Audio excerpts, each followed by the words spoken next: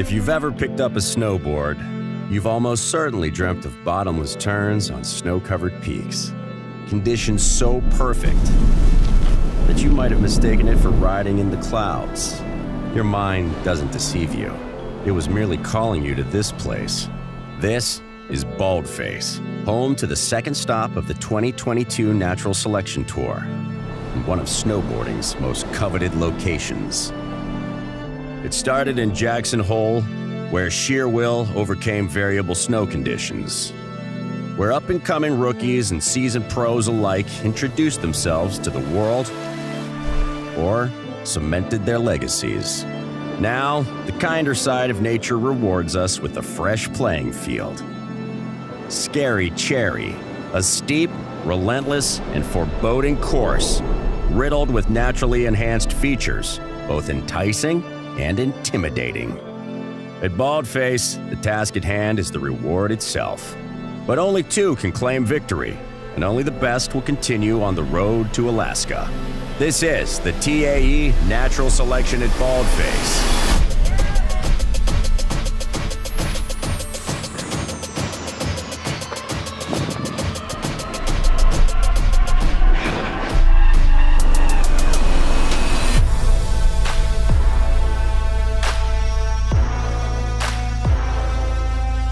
Kicking it off. That was ridiculous.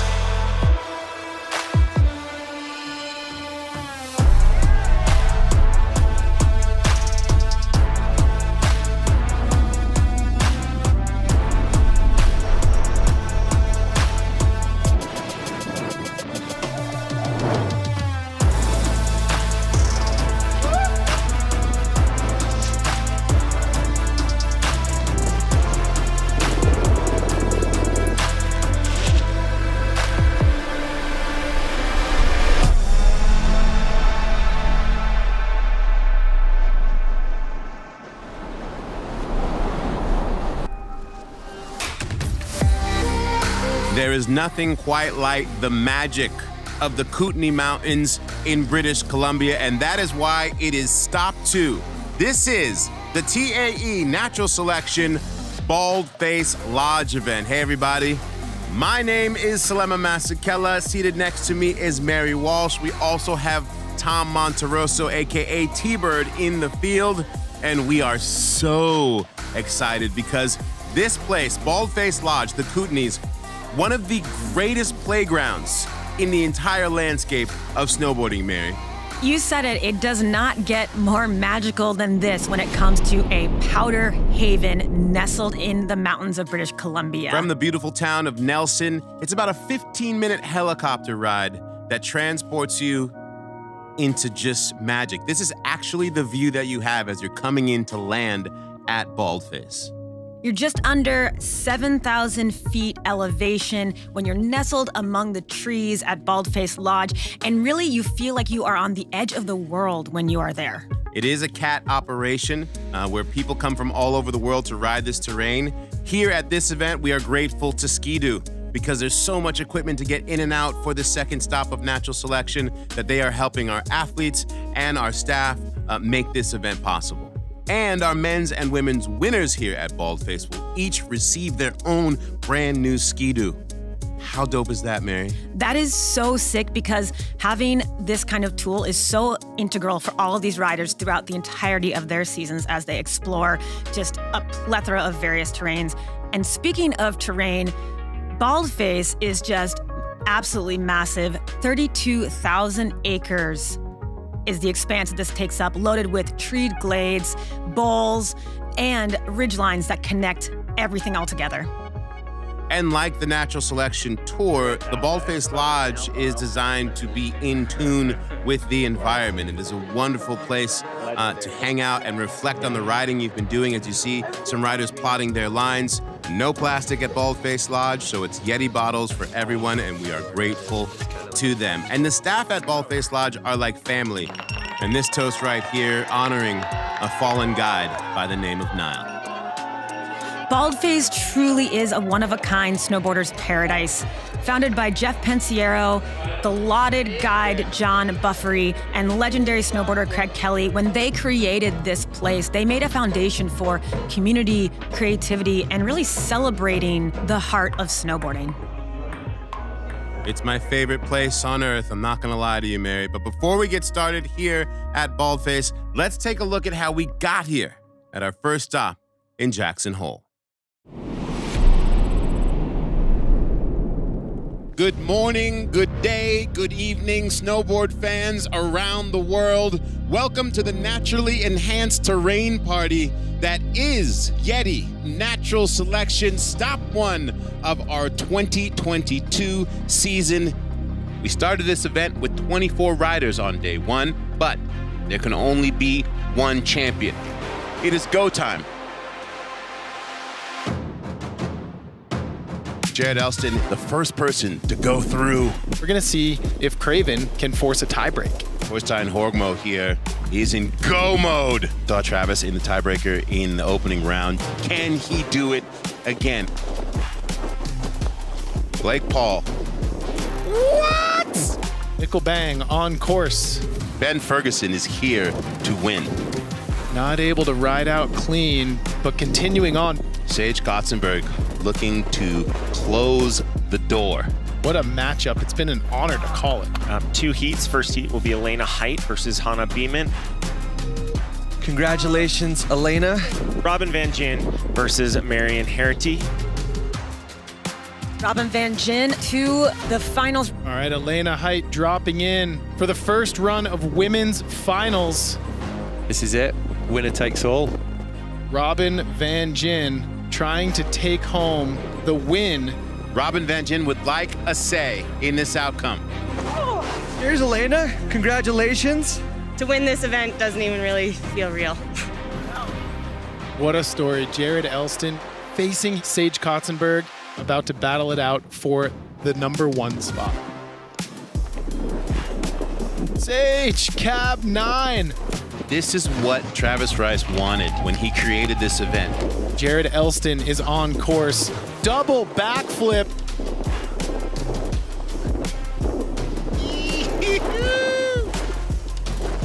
Coming for you now. Yep, no, you got it.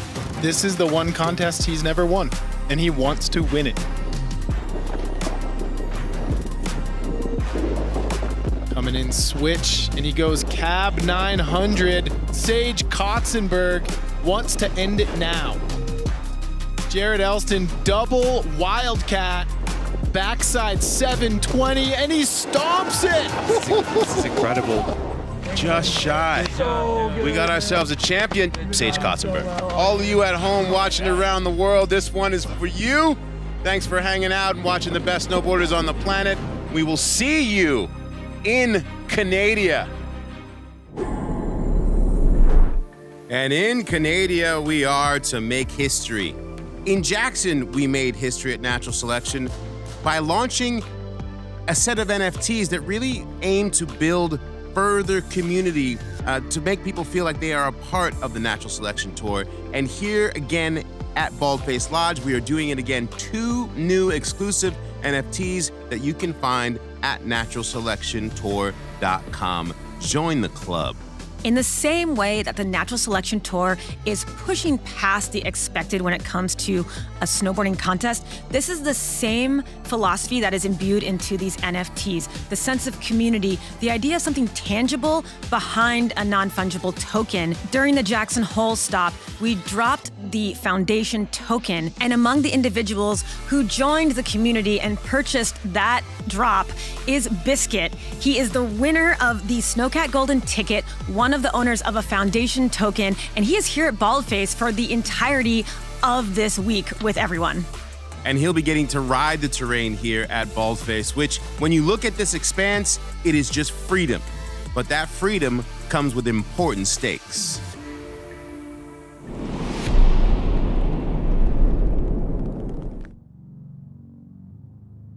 As snowboarders, we're really drawn to exploration and like looking into these new places, and the backcountry provides a wealth of that. A little bit on if you're caught in an avalanche. Very important that we're watching each other. If we see something cracking around someone, we get on our pipes as loud as we can. We yell avalanche. When you enter the backcountry, you're taking a risk for sure. You need to know what you're doing before you go out there. It's really important. So the backcountry is something to take not like easy. I mean, you have to take it seriously. I think if you're gonna look into stepping into the backcountry, you know, take an avalanche course. They're a couple $100 and they can honestly save your lives or save somebody else's.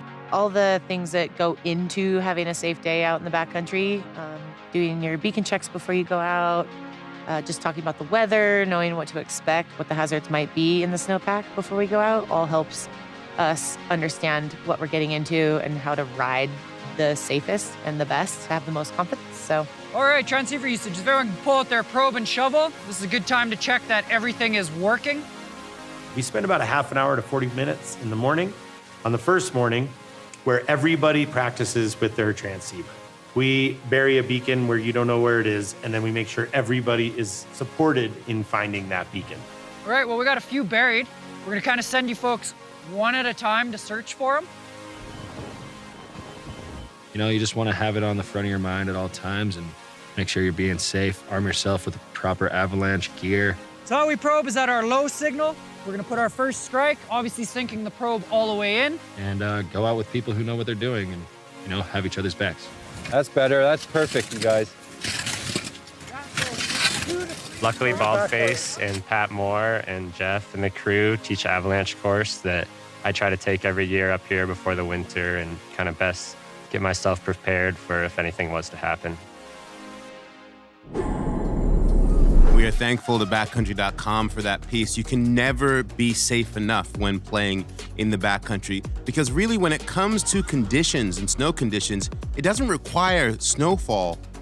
There are so many different weather factors that can change the consistency of the snow, and especially when we're looking for a go day to compete. Exactly. Earlier this week, we had negative 40-degree temperatures and lots of wind. That created this very dense wind-buffed snowpack at the top of Scary Cherry. Not the kind of conditions that you really want to ride, so we waited a few days. It was clear and cold for about 3 days before now, which allowed the snow to refacet and some of those layers to become more cohesive.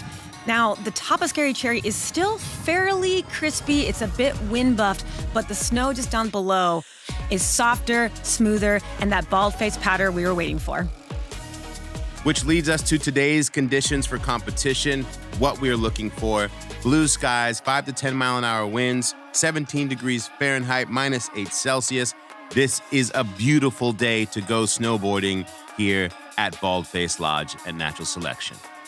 So let's do that, shall we? The men's and the women's brackets are as such: 9 men that will go into a 4-man semifinal, leading to a final. And for the women, it is ranked 5 riders that will lead into a 2-woman final, and then we'll crown champions respectively. We are so excited to unveil a new Natural Selection specific judging criteria called Credo. Credo is your guiding beliefs, your principles, and it stands for creativity, risk, execution, difficulty, and overall assessment of your top to bottom run. That means when the judges are watching every rider descend, they're looking for that flow, speed, control, and that's a really big deal on this course because Scary Cherry is a behemoth. They don't call it Scary Cherry for nothing. Look at the pitch of this aspect, this northeast-facing aspect here in our GoPro course preview. Special thanks to GoPro for their Enduro battery that performs so well in the cold in these conditions. It is steep, it is deep, it has lots of natural features, but as you can see, also man-made ones which amplify an already challenging aspect. It's that naturally enhanced terrain, and it's incredible because it is a year-round effort to make Scary Cherry ready for today. The Lumberjacks, legitimate Lumberjacks, who come in the summer to help enhance the terrain. And then, of course, the Baldface guiding staff has literally been watching this face since the very first snowfall, mitigating with their avalanche control techniques to make sure that these are the safest conditions that we could have and the best conditions for contest day. This is the culmination of really working together with Mother Nature.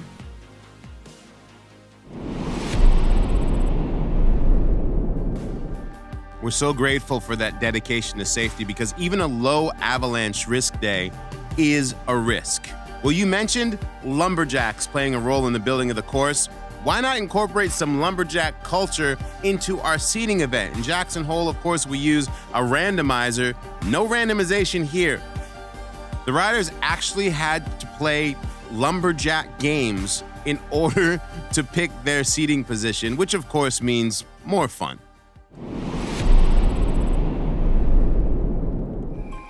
The Lumberjack games were all about the bonus skills, combining elements of things that you need to exist within the backcountry as a snowboarder with some axe throwing and log sawing. Yeah, as you see here, gotta go and find a buried transceiver, then go and saw a log and hammer a nail into it, then throw an axe. Mind you, this is happening in the cold. Exactly, and this whole thing was timed. So however long it took you to complete all of these tasks determined in what order you got to pick where you dropped on finals day, part of the strategy of this entire event. So Dustin Craven was the fastest male, and he elected to drop first, as did Hannah Beeman, who had the fastest time on the women's side. They set the tone.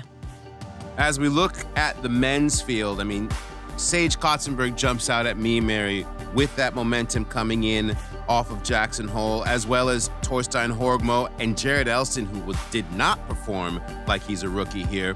Mark McMorris, we can't forget his performance at Jackson last year, obviously making his return to the tour after being at the Olympics.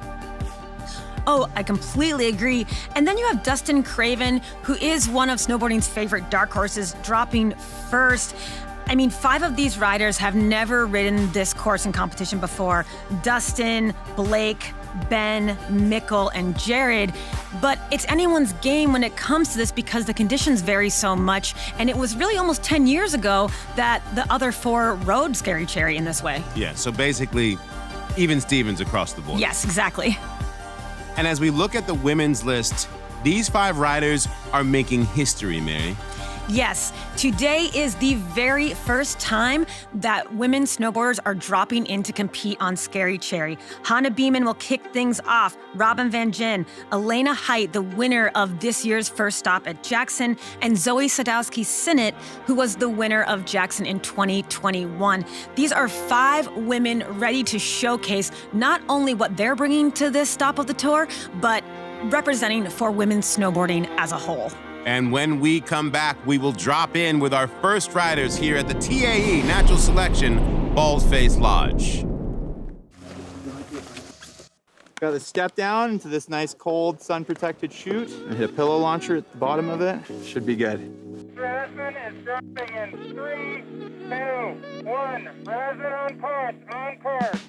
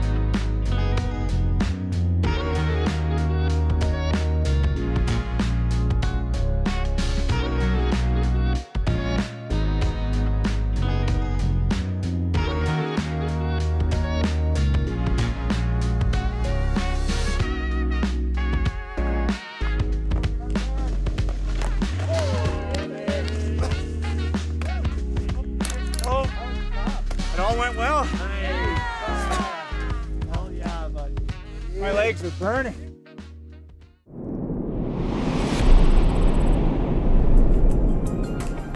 Welcome back to the TAE Natural Selection at Baldface Lodge.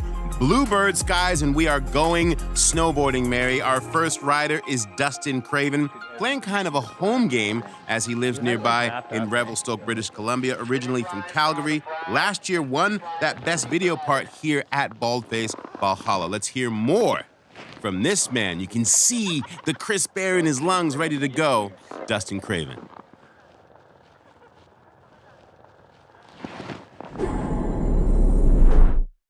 It kind of just like relieves the pressure a tiny bit. I mean, the whole top of Scary Cherry is pillow riding in a sense and that kind of stuff. But I mean, no matter what, when you get to the course, it's just humbling. I don't think any snowboarder's truly ready for that the first time they step over and kind of like have a look and like, oh man.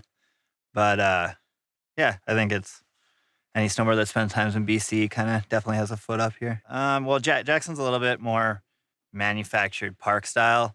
And here's kind of just giant manufactured diving boards. And then there are tables and stuff at the bottom. The course here is a lot, like probably twice as long.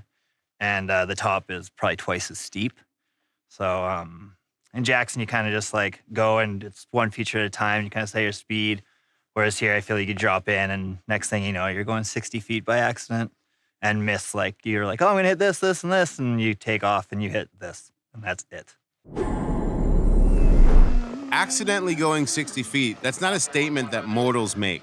No, I don't think I could sit here right now if I'd ever done that in my life. It just puts into perspective that on this course, it doesn't take much for you to be flying, as Dustin Craven in the sunshine is starting us off here at Baldface Lodge.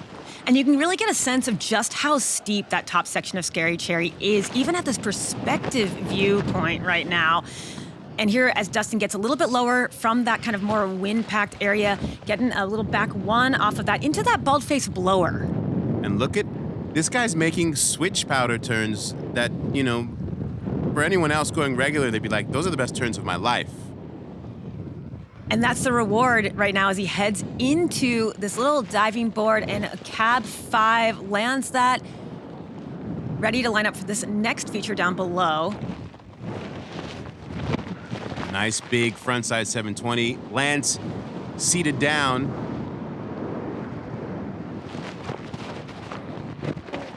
Ooh, and just getting a little bucked on that 180. But you can see too how much expanse Dustin has covered already. He mentioned this is about 2 times as long as a Jackson run, and we know how gassed the competitors were at the end of those runs. You see that gorgeous shimmer of that Baldface snow in the air. And here we take a second look at Dustin Craven's Hell for Leather opening up the entire course for everyone here on finals day. Yeah, that cab 5 was a nice setup into this frontside 720. And as you look at the lip of this takeoff, it's not really set up to give him that much pop. An ambitious frontside 7. And he goes down a little bit on the butt check, but holds it together and rides away from that. You can definitely see the strategy that he's looking for and kind of setting the tone for today. The seal has been broken on Scary Cherry, and a score of 77 for Craven. 77! First! Woo! It's like the snow over there is amazing. Yeah. In first place for now, as we head back to the top, and Sage Kotzenberg, the 2014 Olympic gold medalist, coming in with big momentum from his win at Jackson Hole. But will it be an advantage as we talk about the nuances of Scary Cherry? Yeah, taking the win in Jackson was super special. Definitely was on my goal list. And coming here, definitely nice to have that confidence rolling in, but this course is completely different than Jackson Hole. It's definitely a lot more free riding, not as slope style oriented. So we'll see if that plays over here, you know? Jackson definitely wasn't the best snow conditions, but it is what it is. You got to ride it. Snow conditions up here are definitely a lot better. It's very much winter. It got a little wind affected, and we're looking at the best day to do it right now. It's really cold, so it could suck some of that wind slab out of the snow. I don't know if it'll be, you know, the best, just air off anything, but it'll be pretty rad, and I think pretty sporty to get down, no matter how deep it is up there. So it'll be interesting to see what everyone's runs are doing. I like that term, sporty, and he makes a great point. Even if the snow is perfect, it's not like this thing is not scary. It's called Scary Cherry. Exactly. From where Sage and all the competitors are dropping right now, you cannot see directly below what you're dropping into. You see far below you the valley floor, but it's called a convex roller, where you actually have to ride over it to see what you're hitting next. No matter how great of a snowboarder you are, it still gives you that feeling like you get at an amusement park on a roller coaster. Totally. And Sage comes to this with 10 years of backcountry experience. When he first set foot on this course, he was a wild card, a relative rookie in the backcountry. And by that giant backside 360, you can really see how he has evolved as a rider in that time. And Sage just riding with such confidence and control. When Sage turns it on, he really turns it on, and going frontside 360 off of that hit that Dustin Craven set the line for. And just a big, really big frontside air, poking it out there as he heads toward the bottom section of the course. Well, we definitely had a feeling that the momentum could play a factor. Confidence is high for Sage. And worth noting, too, that while these first two riders have made this look so smooth and fluid, this is a beast of a course, and they make it look easy, but it is anything but. Woo! Dude, the snow's great. I love the way he started this off, this big, confident backside 360, and then using that next hit as a little transition. And I love that popper hitting that little kind of man-made pillow right there, opening up that feature on the course. This is Sage really getting his footing. He looks confident, he looks smooth, but he has another gear for that second run, I'm sure. And just poking out the grab, going deceptively large right there. Way to fire it up. Mutual admiration in the finish line as an 83.66 puts Sage into first place, and as Mary pointed out, he's got more where that came from. Wow, you really saved it off that one, hey? Dude. Our next rider from Trondheim, Norway, is a legend in the sport of snowboarding, Torstein Horgmo. This guy rode in this event when it was called Ultra Natural way back in 2013. He has some perspective on Scary Cherry and his relationship with this face.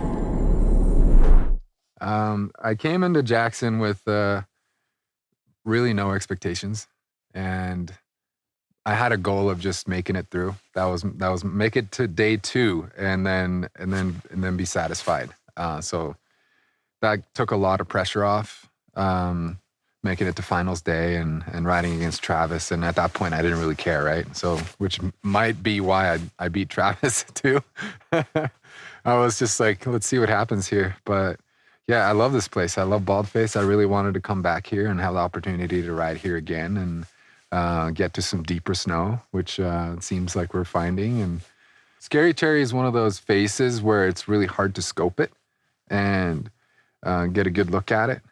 So you're staring at photos, right? You can only see so much of what it's really going to be like, and then so it's definitely intimidating. Most of the run is convex too, so it's hard to like peek over and really take a look at your line. That's one of the biggest things to overcome, I think, on Scary Cherry is just you gotta just go.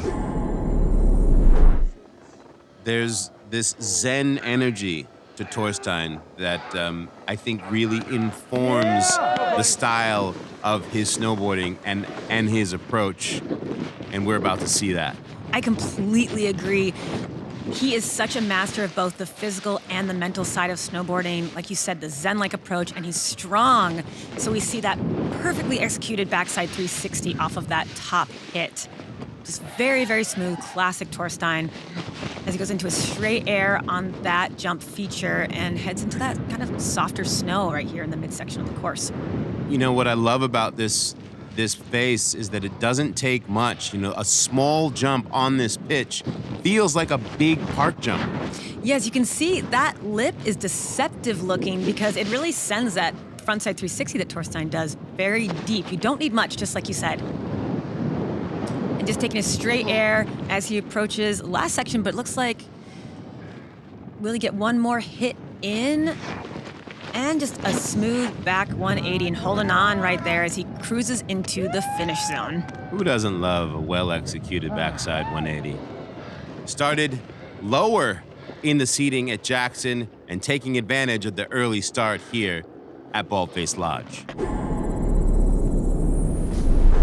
So taking a second look at the Norwegian powerhouse, that back 360 off the top, that angle really gives you an idea of really how far he is going into that steep landing.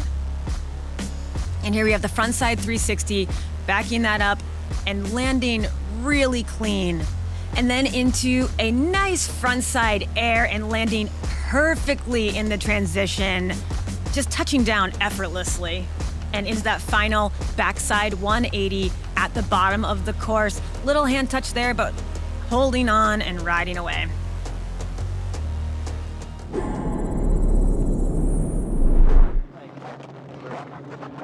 Oh my God. Nice work, dude. Made it look good. Man, Good like, boys. look at those sloughs. Like, as soon as like when I turned up and I saw my slough came, I was like, no way. Wow. 70.33 for Torstein, who There's literally that says little thank you to protection. the mountain. What are we doing? Waiting for scores or something? Scores right there. Oh man. It was powder. Dude. Yeah. It's good to go in there. Riders are fired up on the snow, and that is a good sign for what is to come as young Jared Elston from Bend, Oregon, who came into Jackson and made some noise. Yeah, in the final with Sage and Jackson Hole, it was just fun at the end of the day. Like, all the pressure was off the shoulders. Like, all right, getting second is already insane. Like, whatever, just have fun. Go snowboard, try something big. People are watching. Scary Cherry is definitely going to be interesting. It's not quite as friendly as Jackson. It's not straightforward like Jackson is. Not that Jackson is straightforward, but like there's clear lanes, whereas this, you kind of look up and there's like pillow here, like, ooh, does this line up with that? And it looks a lot different than the super and ultra natural events. So it's not like there's that much to look back on as far as like what people's lines were, you know? And unlike Jackson Hole, Mary, you know, the course inspection didn't involve getting to walk the course. No, the riders really had to look at it from afar and utilize photographic and video footage. I mean, the closest they could get to this was riding along the side about 2 football fields away and looking over. This kid, Jared Elston, rides with power. Just starting out with a really casual back 3 in that more kind of packed section of the course and launching a giant straight air just to the deep end right there. And frontside 360 off the side of that diving board as he heads to the rider's right section of the course to find that nice turns, and he finds it. There's nothing like that beautiful rooster of a finely placed powder turn. Exactly, and there's plenty for the taking here once you get down past that top section of Scary Cherry. And the indie poke into kicking up some fluff on that kicker. Oh my God! Massive frontside 360. Jared Elston came to play. Wow. And backing that up with another front 360. A little bit of a revert, but that was massive. I said he had power. Sheesh. Looking back at Bend, Oregon's prodigal son, coming in hot in his first showing here, opening things up with a 360 and a beautiful, beautiful toe side turn. Look at this thing. Just enormous. on that frontside 360. You can see how far down his track starts right there. Yeah, that was not an accidental 60 feet. Oh my goodness.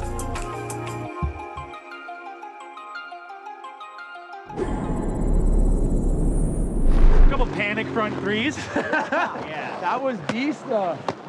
Yeah, your last one I thought you gave it. Did you do 3 front threes? 3 front threes, count them. That's dope.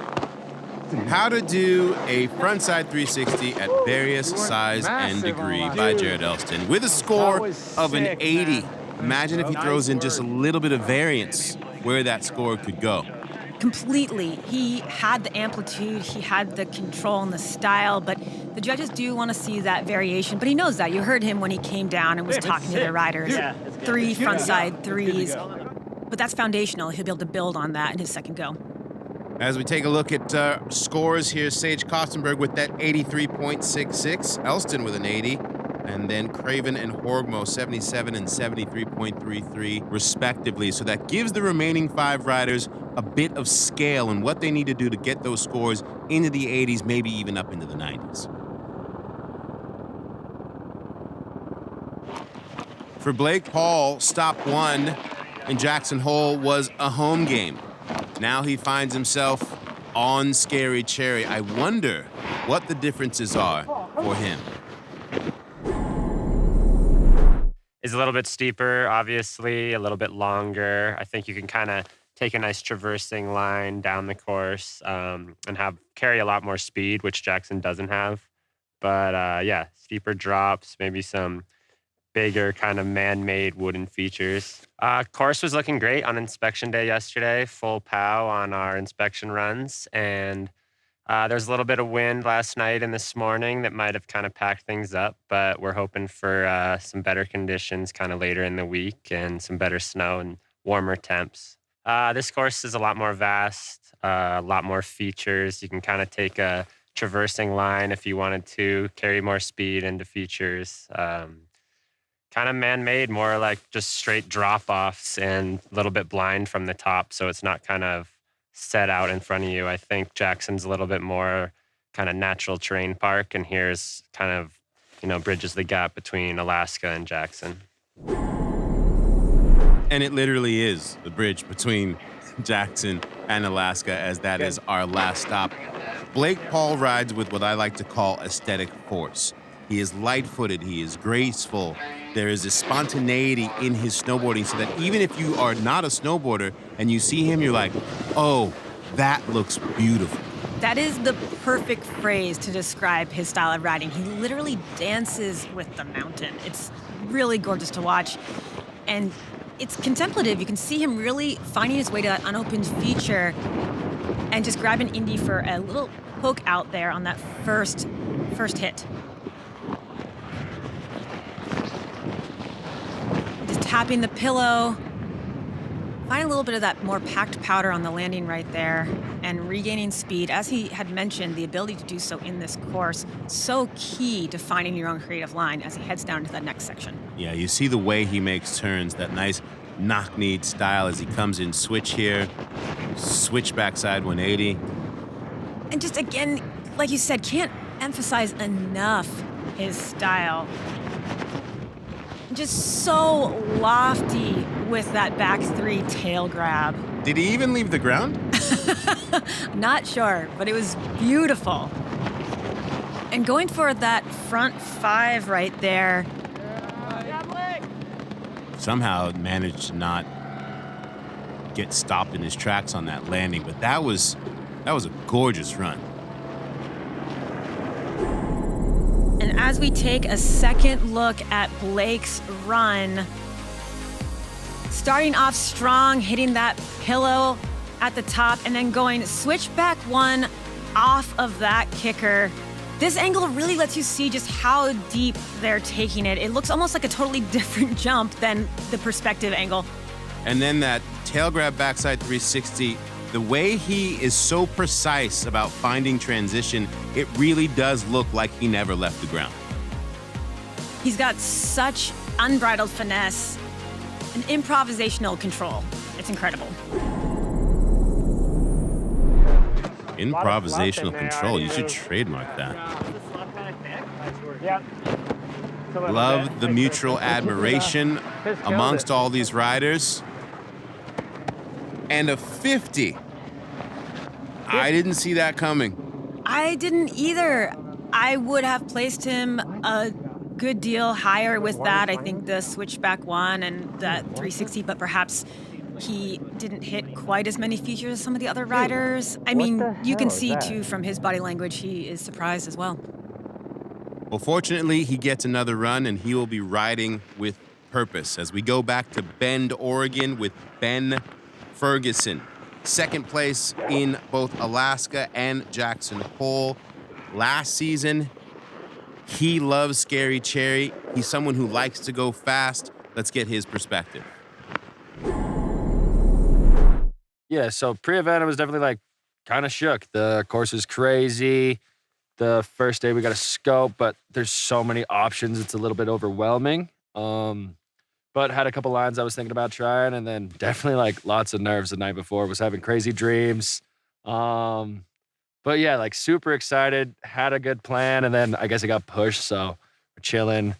Got to look at it again and feeling better now.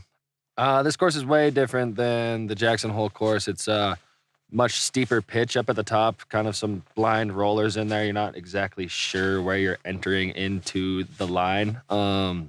And yeah, it's a different beast. It's steeper, it's bigger, it's probably longer. There are a bunch of hits in it. Maybe it's a little less freestyle, a little more like line riding. But yeah, I'm excited to give it a whirl.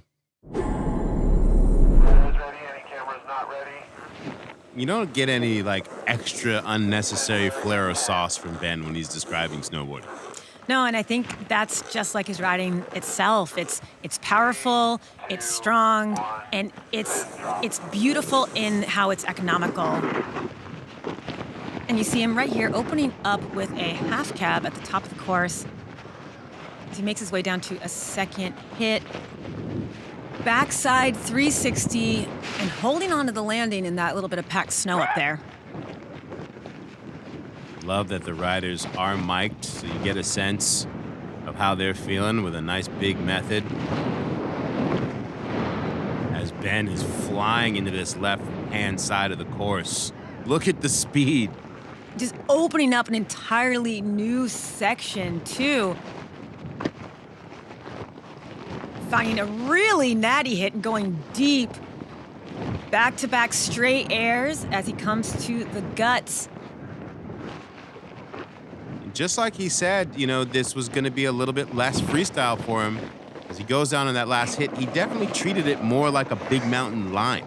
Yeah, and I think that's where some of the beauty of Ben's riding is you can kind of put him anywhere and he's going to find a really creative and interesting way down. Looking again at his run, taking a line less traveled, we see that backside 360 into that top section where we know the snow is a little crispier and a picturesque Ferguson method right there. Frontside air off the first hit and backing that up with a second backside air, moving pretty quick down this course and sending it into the guts of Scary Cherry at the bottom.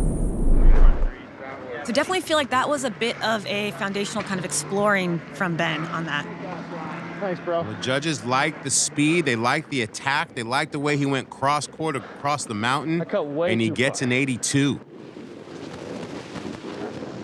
There is no natural selection if not for the vision of one of the greatest snowboarders of all time in Travis Rice. He believes in evolution and consistency and growth, and he's taken that approach to this face here at Scary Cherry.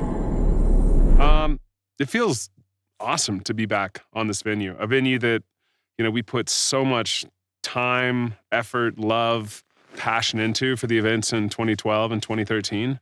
You know, with the new format and the new approach that we're running this year, it's great to be back. It's such a dynamic venue. You know, Jeff Pensiero and the entire Baldface family, you know, they were so supportive of the first two events that we did here and have continued to be, you know, really true partners to the Natural Selection Tour. And, you know, working back to getting here this year, It's been a long and awesome process. And I mean, yeah, Baldface, it's a dream place to go riding. Everybody loves it up here. A Yeti ambassador, somehow still riding at this level at 39 years of age, and still doing it with so much love for the sport, not just for himself, but for the entirety of snowboarding. I really think that that's the thing that people miss, is that he's in it for the entirety of the sport. Oh, completely. Travis has always taken that into consideration, from his movies to his events to his role in art and community. It's incredible. And big backside 360 on that top section. Oh, and a really nice back one right there. So now he's making some switch turns down the middle portion of the course. It's so hard to watch someone ride switch faster than I'll ever ride in real life. I feel you on that. Beautiful switch backside 540. It's so intriguing to watch Travis ride these courses that he was so obviously instrumental in creating, and see how he interprets them and the creativity he brings. It looks like he might have gotten a little stopped up in that powder cloud at the bottom, but really strong run. Love that butter in the middle right there. And taking a second look at Travis's run, backside 360 off the top of the course. Again, looking at Travis, he has that familiarity with it, but also this is how he's imagining the momentum of the event to run. That kind of creativity and technical prowess. She's sporty. Nice work, guys. See that Dakine rice vest? Wouldn't you like to have your hands on one of those? Oh, big score. The highest score of the day so far, an 88. Completely not planned that run. Yeah. I did that first air and was going to go right and just started going Mach Louie. Yeah. Well, that puts into context the speed. If even Travis Rice finds himself lost and had to improvise, fortunately, improvisation is what he does for a living, and now he has the highest score. As we look at our 2021 Natural Selection Tour champion, arguably the people's champion of this tour, Mikkel Bang.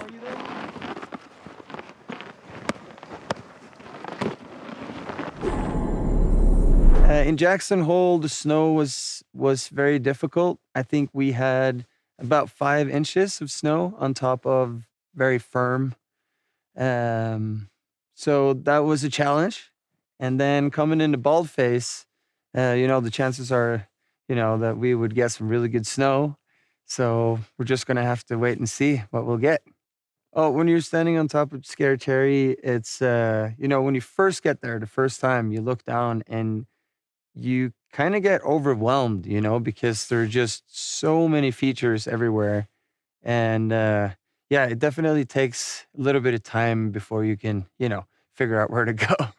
My mindset going into the big day is kind of like, I always try to just have fun, and that's my way of kind of staying calm and just having fun and trying to do my best.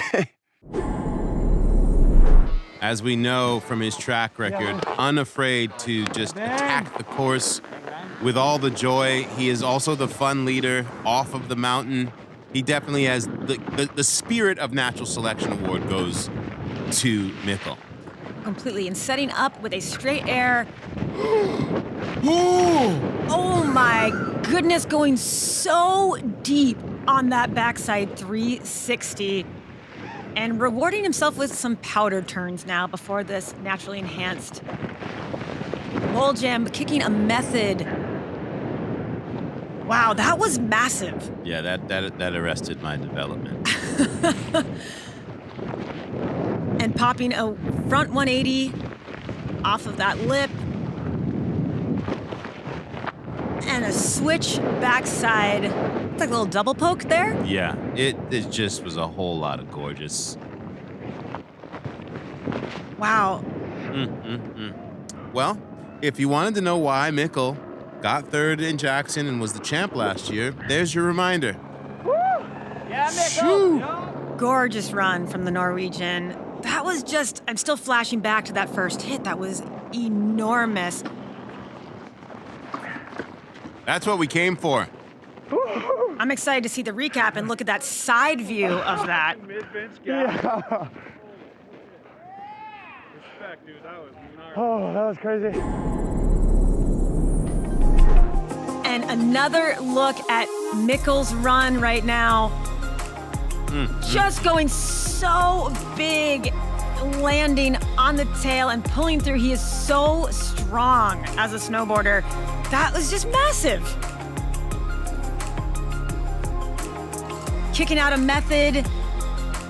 And then, of course, that double poke switch backside 180 before he wrapped things up. That was a banner run from Mikkel, and you put it so perfectly, Slemma. That is why he was the champion last year. He comes to play. I wonder how the judges We got it, right? will look at that. I think that little bit of a wheelie coming out of the landing on that backside 3, which you didn't see in real time because he was going so fast, is what kept him from taking the lead. But oh my God, that was amazing.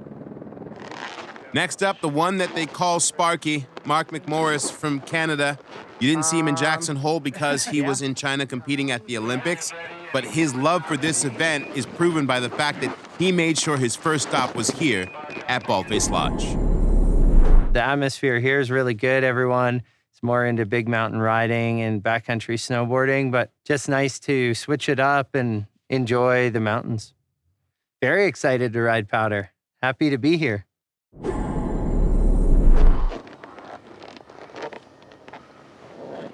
Last season, purple was the color for Mark McMorris. Now, giving us a little bit variations on blue. I like it. And opening up with a backside 360 as he finds his way to this second lip and hitting that pillow line. Ooh, back one off of that. How in the world he was able to adjust and save for that, because I don't think he meant to hit that so hard. I think you are right. It almost looked like he kind of softened a little buck off of that. The manner in which this guy can adapt from a slopestyle course into the backcountry is seamless. Yeah, his body awareness and air awareness is just unfathomable. You see there with that backside 360 and pulling left into, looking to go back to back, but just looks like he came a little short on the landing and got bucked right there. That was incredible, though. Just to go backside 360 and make that quick left-hand turn, it looked like you said he came up just short. There was a little lip that sent him off of that landing that he came up short on. Yeah, because that was very clean in the air. And looking back on his run once more in this recap, backside 360 to start things off, and it looks like he just is a little bit short on that pillow line, but just turns it into a back 180, which is, just Mark McMorris adjusting to the situation. Anyone else would have panicked and screamed for help, not Mark. And frontside 360, landing very easy right there. Setting himself up for a beauty of a toe side turn. That snow looks gorgeous there. And a mighty front 3, but that's where it looks like he just hit a little bit of like a natural knuckle that kind of kicked him.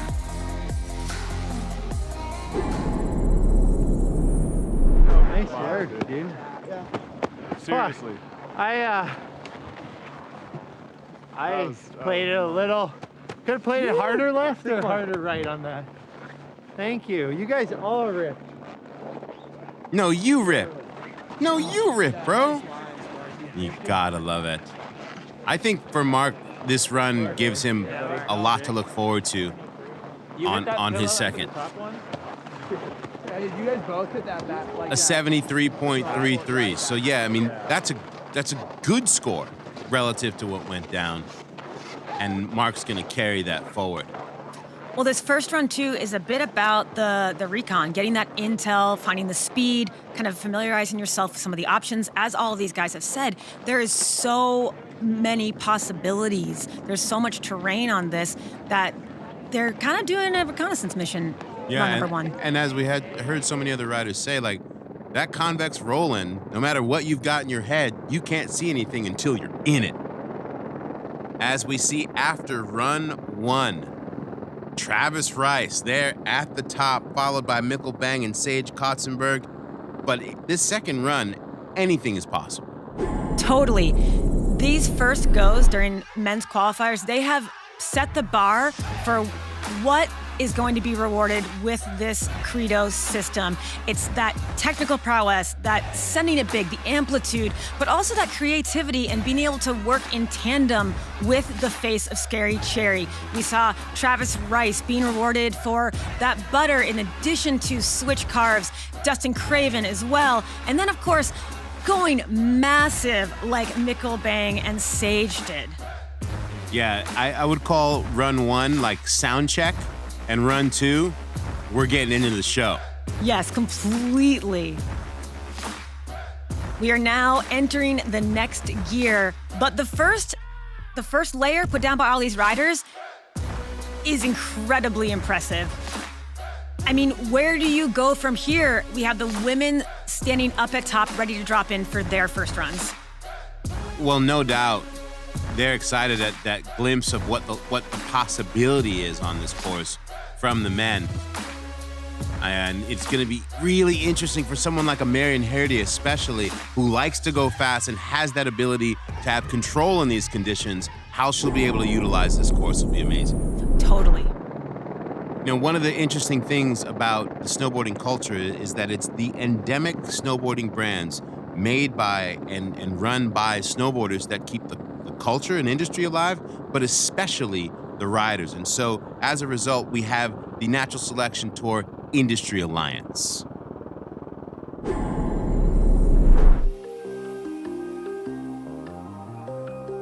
The Industry Alliance is essentially a partnership with Natural Selection that allows for access and collaboration with endemic brands. This whole competition tour was founded by the athletes, Travis and all of the other riders. And so it's critical for us to have these endemic brands a part of this journey that we're going on. Bread and butter of snowboarding is built in a pretty small industry. The Natural Selection Tour is such a breath of fresh air for our sport right now. And having those core endemic companies come in and support us and support the tour, I think is really important. These Industry Alliance brands are, the foundational sponsors to a lot of these athletes. In turn, those Industry Alliance brands also, work with us on the tour. The tour works with the riders. So it really is this very communal relationship that all three entities have between the rider, the tour, and the brands themselves that are part of the Industry Alliance. It's so important for a contest like Natural Selection to include those brands because they really are what feeds the industry and feeds the riders and keeps the sport going at every level. I think a great example is Hannah Beeman and Ride. Ride Snowboards is an original kind of OG snowboard brand, and they have been super supportive of Hannah, who's been on tour since the beginning of last year, and we have really enjoyed the opportunity to work with them and Hannah. I think just having those core brands a part of this, it's just really vital to our snowboard culture. I think the small brands kind of carry a lot of the soul of snowboarding. One of the really cool examples is you take Chris Rassman. He rides for Rip Curl. Rip Curl has been supporting Chris for over a decade now. Chris partnered up with the tour. He became one of the tour riders. He was highly successful in it. So it just naturally made sense for Rip Curl to be a part of the Industry Alliance on the tour. It's a really unique, cool relationship. I think the primary objective for us with the Industry Alliance is to ensure sustainability of the industry and the culture. We need to support each other and, it's like rise all tides. I think one of the coolest parts about the Industry Alliance is that all brands are equal, right? Some brands in the Alliance are a little bigger than others. Some brands are really, really small. It gives the opportunity for any brand in the snowboard landscape that considers themselves an endemic brand to be a part of the Natural Selection Tour. That's what's really cool about it to me. Some of this, basic free riding is what snowboarding is just built on, and having the core back it and, be about it is super essential. What's special about this Industry Alliance is that a lot of the other major events that you would see on television that feature snowboarding, the endemic brands simply could not afford to participate in, and this is what makes it so special, that this is literally by snowboarding for snowboarding. As we head to a legend in Hannah Beeman, who has been excited about the improving conditions and wants to see the difference between Jackson Hole and Scary Cherry. Yes, I am. When we got out for course inspection day, it was a lot better than I thought it would be. So I was pretty excited to actually ride some powder for the first time in like 6 weeks. The Jackson course, we can at least get on slope a little more and kind of get in. And, we rode it last year. So the people that rode it last year were a little more familiar with it. We had a lot more time to plan out our runs and kind of strategize. And here, it's like you kind of didn't know what you were getting into until you're here. And a lot of us haven't ridden the course. A lot of us are just getting literally thrown into that for the first time and just figuring it out. So an incredible 2 decades plus career for Hannah Beeman, who began up at Big Bear and becoming legendary in the park, and then making this transition into the backcountry where she's really made her mark. And now another notch in her cap. She is the first female rider to drop into a contest on Scary Cherry ever. Just opening it up completely. Big day in snowboarding. Of course, all the riders are mic'd up, but Hannah usually gives us a treat with her audio. Going straight air and a backside 3 off of that. Shit. And you can see the snow conditions a little bit tricky in that upper section, but still a really solid start to her first go. Yeah, I like the way Hannah muscled that first part of the landing on that backside 3, got caught up on the back half, but it just shows you that strength and intention in her riding. Exactly. And just saying it straight, you can hear that. Told you. Talking to herself. Little insight into Hannah's strategy. And going big off that lower kicker right there. I love her self-commentary, man. It's the best.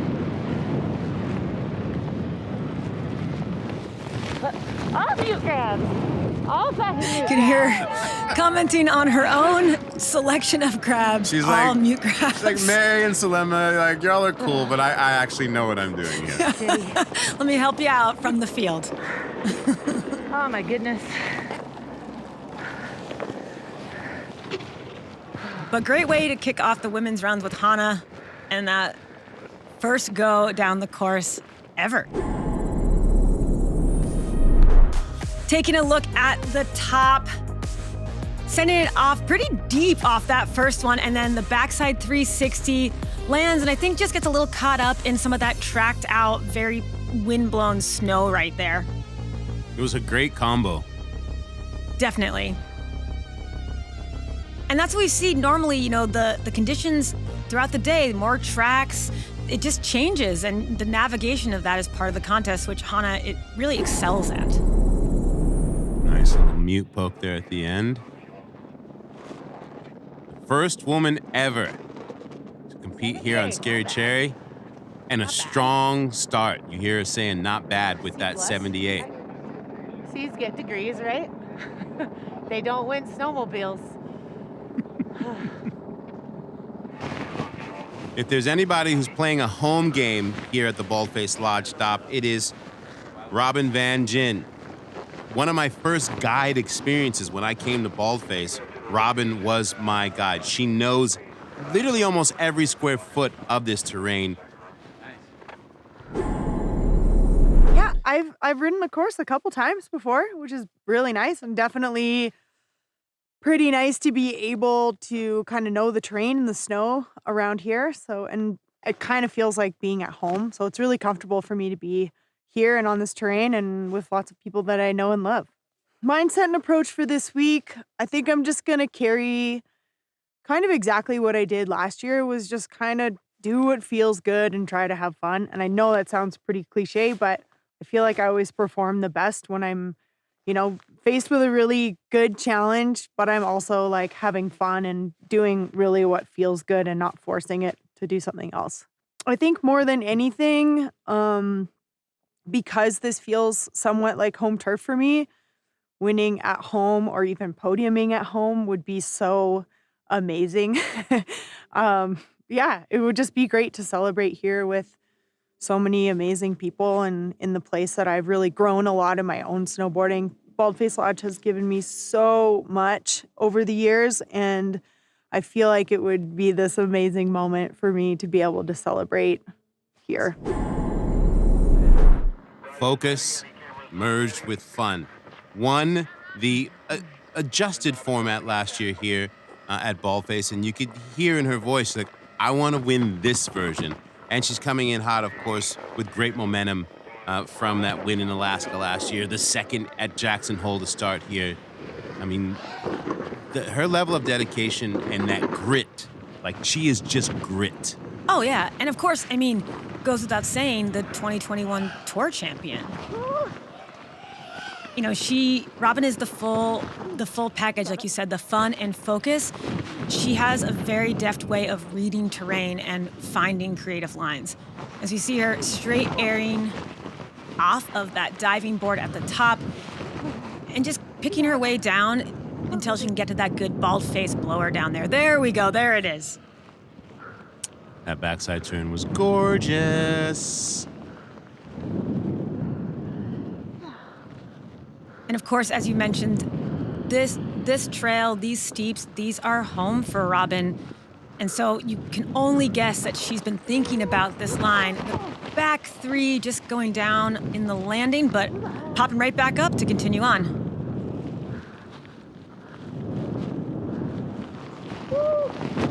And a straight air as she comes down into the guts of Scary Cherry into this last jump feature. Oh my God.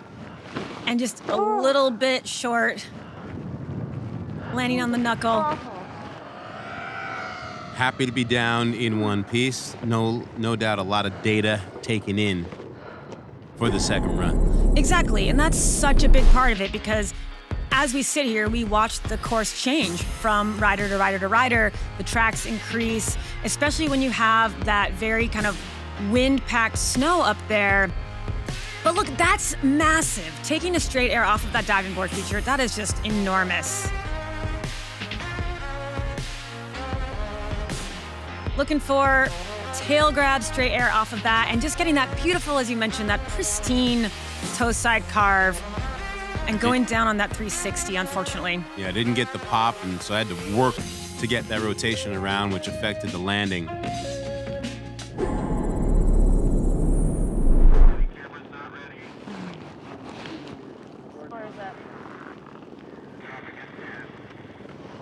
And for Robin Van Gyn, it's a 60, and her face says it all. I'll be back with the intention to do more. Yeah, she wants more, for sure. Robin came into Natural Selection not having ever competed, but she has a really, really good mindset for it. Yeah, to the point where she was champion last season. Exactly. The natural. A natural who was selected. Elena Height, riding high, victory in Jackson Hole. So much confidence felt. Okay. The Jackson Hole stop of Natural Selection was such a treat for me. I really went into that event with no expectations and just wanting to really enjoy the experience. And so to come away with a win was like a cherry on top. And in the weeks after, just really looking forward to this stop up here in Baldface. Riding in this event is funny because you're head to head against these other riders, and especially on the women's side, I respect and appreciate all of the girls riding so much, and honestly feel like I'm riding against some of my snowboard idols. So I really went into this event like just wanting to ride my personal best and see who came out on top. Elena has an incredible feature called Microdose, directed by the one and only Justin Hosnick, that takes a deeper look into her career. This is an athlete who's been competing since she was around 14, 15 years of age. We know the accolades at X Games and at the Olympics, but what she's done to expand her riding into the backcountry, it's really, really incredible. Exactly, because not only, like you said, has she been doing this for quite some time, she's been raising the bar continually since she was 13 years old. Elena doesn't just compete, she excels. And it was very exciting watching the culmination of her freestyle background, her competitive background, merge with her newfound love of the backcountry in Jackson Hole. As we see her popping a very nice method off of that hit and finding that beautiful powder, really open, nice line right there. She makes really pretty turns, too. Yeah, she is an incredibly strong rider.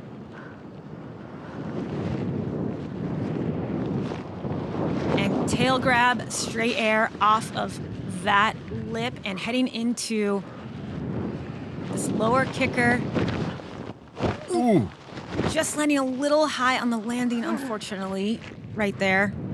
Thank God for soft powder. Yes. Because Elena got chucked.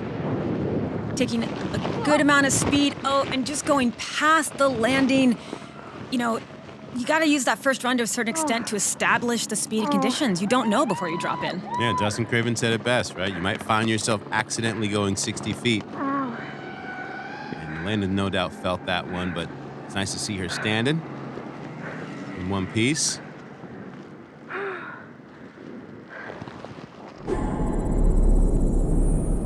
And let's take a second look at Elena's run.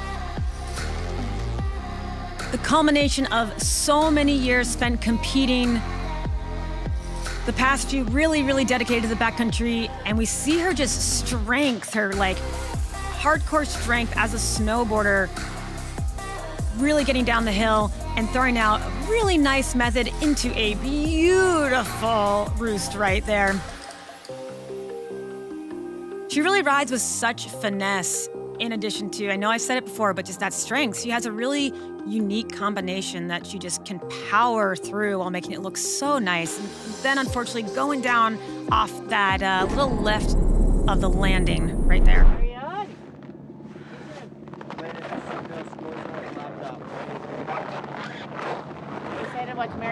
Interested in her score? 49.33. She knows that is not going to cut it. Looking back up, trying to find a new line in her mind. Earlier, I talked about how curious I was about Marion Herty just because of her powerful big mountain riding and speed and control. She is happy to be here at Baldface Lodge. A dream come true. It's a big privilege to be here and to be with all the riders. I'm really stoked and happy to be able to ride this venue. First impression is like, okay, we are in the middle of nothing. It's about just snowboarding, friends, happy time, and that's all. The snow is good. It depends the face, it depends the sun exposure and the wind exposure also. So like on the Cherry Scary, the top of the venue is really wind affected and the bottom of the venue looks so fun. I got to meet Marion for the first time at Jackson. And when you see her ride, it's just raw power. But she has this big smile and she's so joyful and you're like, wait, are you the same mad woman that I watch on the mountain? That's a good description because she really can tear through conditions. Like she said in Jackson that she's used to having to navigate, less than ideal conditions, and she doesn't have an issue with them, and she just screams down the mountain. So we saw her really infusing that approach with this freestyle aesthetic, and she rode so well at the first stop of the tour. So this is really her element right here. As we are seeing the way she's just attacking fearlessly the Scary Cherry section, or as she said, Carry Scary. Cherry Scary. And doing some route finding, opting for a bit of a different line on that lower section and taking that last hit straight air into, or second to last hit, excuse me. And clean on that last jump right there for Marianne. That's a great run to start off. She's loving hearing the approval of her peers. I think in this replay, this recap, we'll see just how technical it was that she had attacked that middle section of the run. I agree.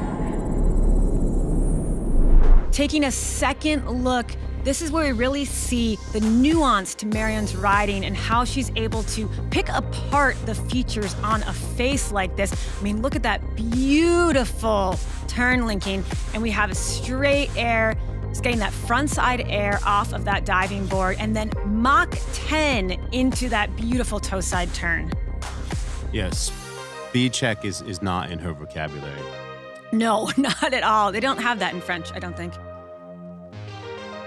Great run to build off of for Marianne. Great start. Strong riding. You were booking it. Yeah, girl. So sick. You know, the camera, you're not really able to appreciate that 40+ degrees of pitch, which is why all those riders are like, yo, you made that look like you were riding on something flat. Exactly. And I think it also, you know, we don't get that really how fast they are going. We get a sense of it, but she was going downhill.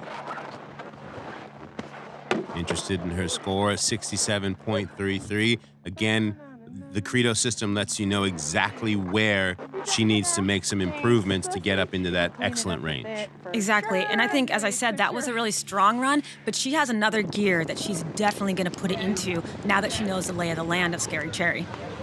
I don't think anyone would argue with me to say that the future of progressive women's snowboarding lies in the hands of young Zoe Sadowski-Sinnott from Wanaka, New Zealand.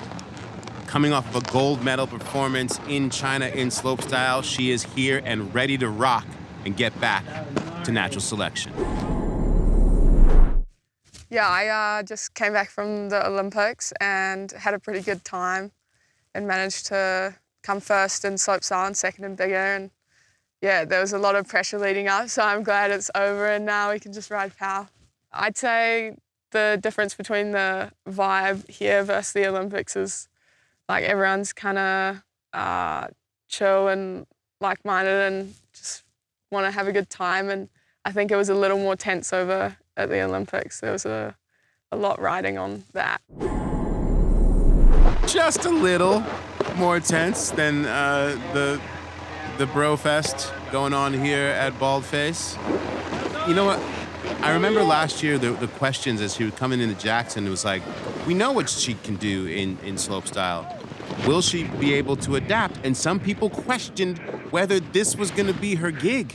Well, and then I feel like she shut up everyone that was questioning it. Yes. She just exploded. I mean, even the top of this course, look how many features she's going for. That really nice backside 3 off that popper up at top. Stale fish off of the diving board. I mean, she's finding her own line very deftly right now. Yeah, and an ability to be powerful and light-footed at the same time. And there's a big backflip, unfortunately wheeling out a little bit on the landing. But a little preview of what she's got in her bag of tricks right now and her strategy for this. Oh, that was gorgeous. Really finding the transition, the landing perfectly on that, excuse me. And a big front 3, but getting a little caught up in the tracks in that landing right there. Well, if that's just the tester for young Zoe, strap in, folks. Yeah, that was a heck of a getting familiar with the conditions run. So let's take a second look. You know, after winning in Jackson in 2021, this, of course, is her first time on the Scary Cherry face, and she handled that very well. sending it really deep, and then just really wheeling out a tiny bit on that landing for that backflip. But I'm sure we'll see that again, potentially in her next run. Love this. Gets that frontside grab, pokes it out with style, hits the transition perfectly. That's big. Yes.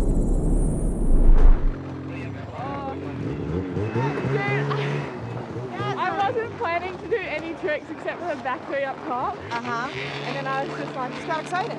Yeah, I don't know. Yeah, I think that's right. It looks so sick. I think she did something up there.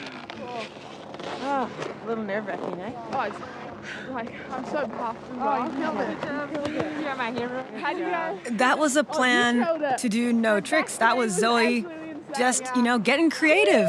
I mean, come on. Yeah, well, look at that. I plan to do nothing, and I'm in first place with an 84. I'm praying for the rest of your souls.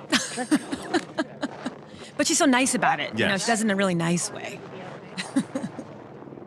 And so Zoe Sadowski-Sinat, unintentionally setting the tone, followed by Hannah Beeman, Marion Herte. I love the variance of styles that we saw from the women in this historical first run, and we look forward to what is to come as we head towards their final.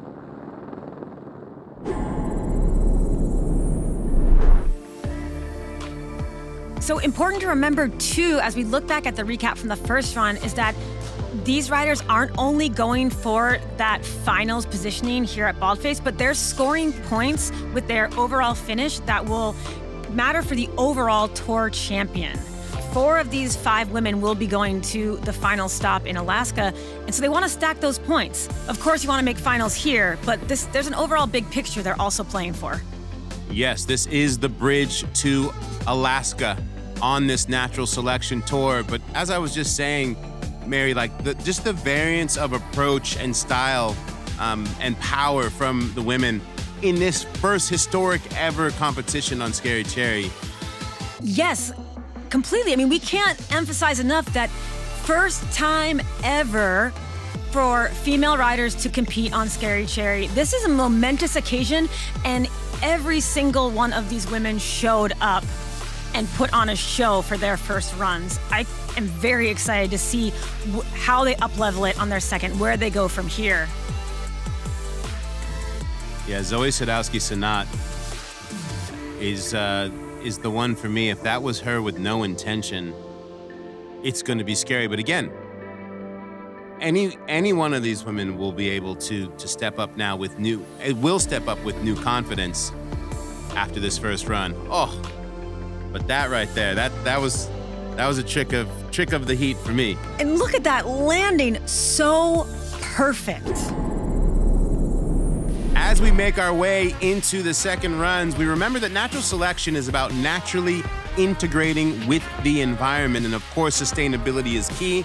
Therefore, we are proud to have TAE Technologies, a natural fusion energy company, helping us get there.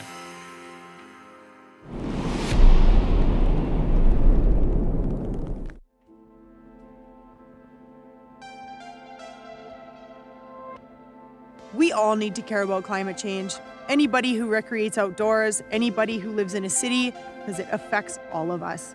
As a pro snowboarder, we see the effects of it firsthand, winter to winter.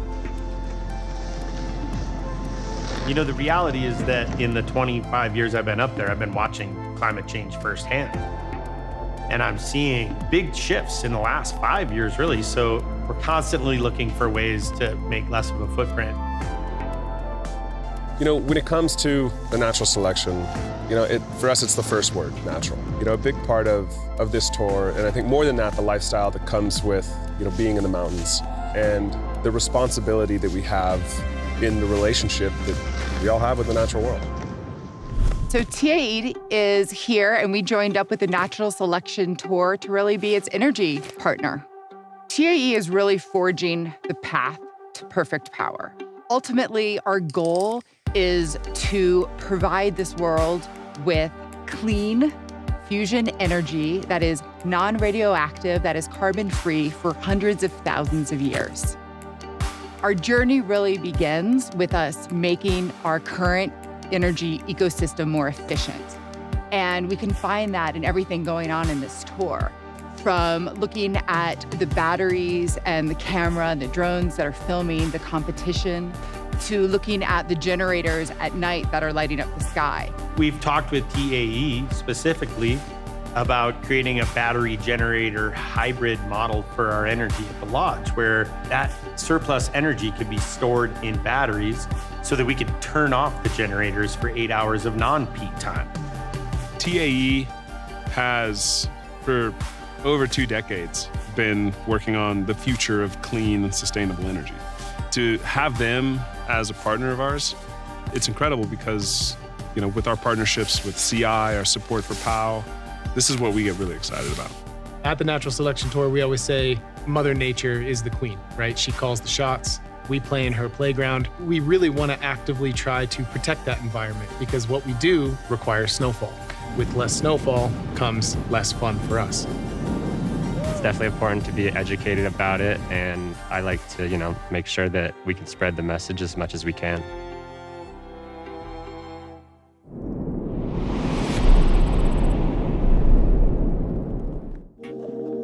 Craig McForrest is dropping in 3, 2, 1. He's on his way, dropping.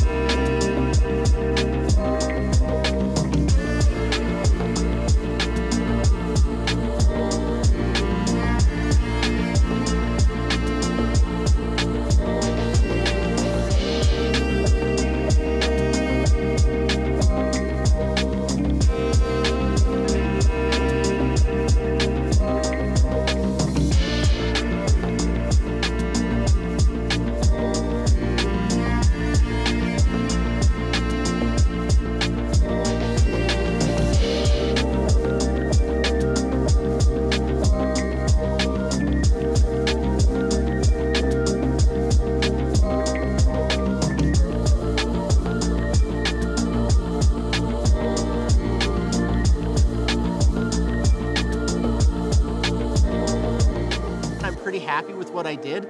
I did a frontside 5 off that jump, landed switch, cut across the gully on my switch toe edge, did like a little cab 1 off this pillow, then came down, found my way, backflipped off of a step down, a couple little cliff drops, a little tail grab at the end, and then rode out with some speed.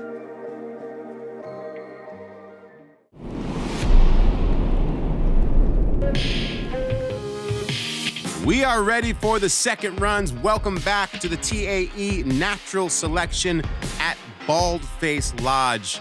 Stop 2 of the Natural Selection Tour. Conditions staying absolutely pristine as young Dustin Craven from just next door in Revelstoke is ready to attack. You know, he was the first person to go in our first runs. He definitely was feeling everything out, but we knew he had so much more to give as we see him dropping in switch to start off. Popping a half cab with some defiance off of that first hit and into a big straight air and finding that fresh powder in that. Then little back 180, little with a grain of salt on Scary Cherry. And look at these switch turns as he's mocking through this section. Judges going to love that in the Credo system. That's a big strategy in this run that he's definitely utilizing to his advantage because you want to get from feature to feature and do it well in that way. And then cab 5, big off of that first jump in this lower section as he lines up for this next hit. Front side 7 and pulling out of it, upping the ante on his first run. Dusty is going to be stoked with this one. And then just nice front side 360. Ooh, going down a little bit on the landing, but really, really solid run from Craven. Yeah, you could hear the cheers from the rest of the riders up top, showing respect for that 720, but definitely up things up. He's taking that first go position with authority, and no surprise, that's just how Dustin Craven rides. Sent that thing so deep. That angle really shows it. That was so big. And here we see that 180 that popped him into riding switch as he navigated the fall line. As you said, not so small at all on this perfect little cab 540. Those are some powder legs. He landed, back seat on that and had no problem popping it right up and riding away. That's the experience in that backcountry and in these great BC conditions that he calls home. Yeah, that frontside 720 at the end. Stoked. Will it be more than the 77 from the first one? Big time, yes. A 91.33 for Dusty Craven. Massive. And again, that's that full overall impression. Not only was he doing technical tricks off of the features, but in between, the way he was navigating, he was really utilizing the whole course. I beat Travis. I'm good. I think I might retire. We're good here. I mean, when you come through with the highest score of the day and take the lead from Travis Rice, you might want to just be like, I'm good. Yep. In all seriousness, Sage Kotzenberg is someone who responds when something like that goes down. Yes, Sage does not see challenges. He sees occasions to rise to. So you know that he is now depressing the pedal to the floor. 83.66 was the score for Sage. Remember, he won our first stop in Jackson Hole with like nothing more than to double it up. Oh my goodness. Wait. There's a snowball going down the hill right now. He went gap to tap and just exploded that pillow to the point where it is chasing him down the mountain. Oh my God, it's still with him as he navigates the middle section. That was enormous. Okay, he's gonna let it pass by. Wow. Went out, smashed the pillow, and then caused like a mini Avi. Oh my goodness. And then Ragdoll's doing nothing, as those snowballs are still chasing him down the mountain. You could see him going for a little bit of that midline playfulness, just popping a very easy backside 360 right there. I wonder if when he got caught looking back up at the snow debris, if it maybe took away some of his focus. Oh, totally. Because he fell not really doing anything. Dude! Man, I was like, wow, that stuff's going fast, and then you can see it was one ball and then split into 8. Dude, I like messed my whole line up. Or not like bad, but dude. Three very powerful and definitive dudes. You have to be so aware when you're riding in backcountry conditions and you have slough or any snow like that, your attention really does turn to see where it's coming from, how much it is, because you might have to mitigate some sort of danger. So it's not surprising that what seems to us at home as not a lot of snow falling would cause alarm and totally throw him off. Yeah, how about the fact that he tapped that and the whole pillow just went by? That is wild looking. And also it was just massive. It gives you the context of the size of the obstacle. Just another way that Mother Nature's whims come into play. This is a very real world scenario. There's no control for that kind of thing. It's called Scary Cherry for a reason, folks. It was huge. Oh, yeah. Well, I don't think there's any more snow on that one. Man, the sloughs are firm too, eh? Yeah, they got really firm. Nice, dude. Yeah. What? Baller. I feel like it's a little bit over. Well, that 47.33 will not factor in. We'll keep the 83.66. Sick. And right there, Dusty just said, that was the best switch toe side turn I've ever done in my life on his run. It looked like it. It was very clean. Torstein Horgmo, he feeds off of good energy. No doubt he is feeling it here in this second run. Torsten, of course, sitting in the lower four right now, wanting to improve to make the semifinals. But you can see the snow, the tracks, it's definitely still pretty challenging up there. Going backside 360 and just getting right into the takeoff for that next diving board. Cannot discount the challenges of just riding through that heavier wind-packed snow up at top. Yeah, his first score of that 70.33 has him in that 8 spot, like literally on the bubble of the cut. Entering the second portion of the course, that middle area where the snow turns more friendly. Oh. Big frontside 180. Somewhere Devin Walsh is screaming in approval at that one. And going switchback 3, you can hear the effort on his body mic on that one and getting around toward the lower section of this course. And this is a classic example of like, yes, there was a fall, but also the rest of the run. Totally, and that matters. That whole full observation from top to bottom is what he's getting scored on. You can fall and still have a very good score. So let's take a second look at Torstein Horgmo's run. Sends it big off of that pillow right there, tapping it, landing super clean. And there's that big frontside 180 homage to some of the British Columbian Canadians who do it so well. And then this switch backside 360 with a very technical landing on top of a technical trick.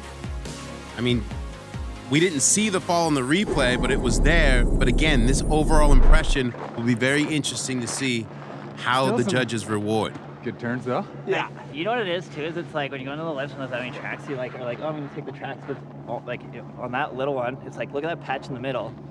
But both ways is out of the one track, and then there's still like this much lip on either side. Yeah. Where it's like you'd be fine. Oh, a great score at 84.66. I got an 84 for that?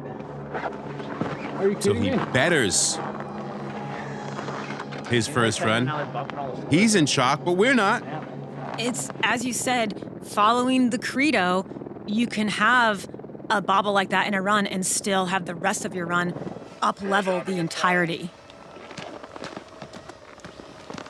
Young Jared Elston. Locked in. We go from Park City back to Bend. I have a feeling that Elston is about to go loony. Yes. His first run, I think, was just him getting comfortable. And it was a comfortable score of an 80. Yeah. Starting it off with a backside 360, tapping the pillow on his... That was huge. Deep on the landing right there. And going cab 5 off of that diving board, now back to regular as he approaches this next popper. Ooh, gets a little bit off kilter off that one, but holds on. Shows you how technical it is to go from those gap to pillow taps. They might look easy, but if they're mistimed, bad things can happen. A nice save for Elston. His style of riding is so strong and yet so creative and fluid that he really adapts to nuances in terrain very easily. And right when you said it, he's like, oh wait, I'm getting praise right now? Let me just go for a little mini ragdoll. Commentator curse. That was big. Yeah, somehow saved that. That could have also gone very bad. Keep it wild. We love it. I'm just gonna go switchback rodeo at the end. Whoa. Just a split-second decision from Elston. Okay. Way to put an end cap on that. 23 years old, you know, it's what's the harm? You know, Elston has been so incredible to watch navigate this terrain because he has such an unique perspective on what he's hitting and how he rides. It's incredible. That was burly.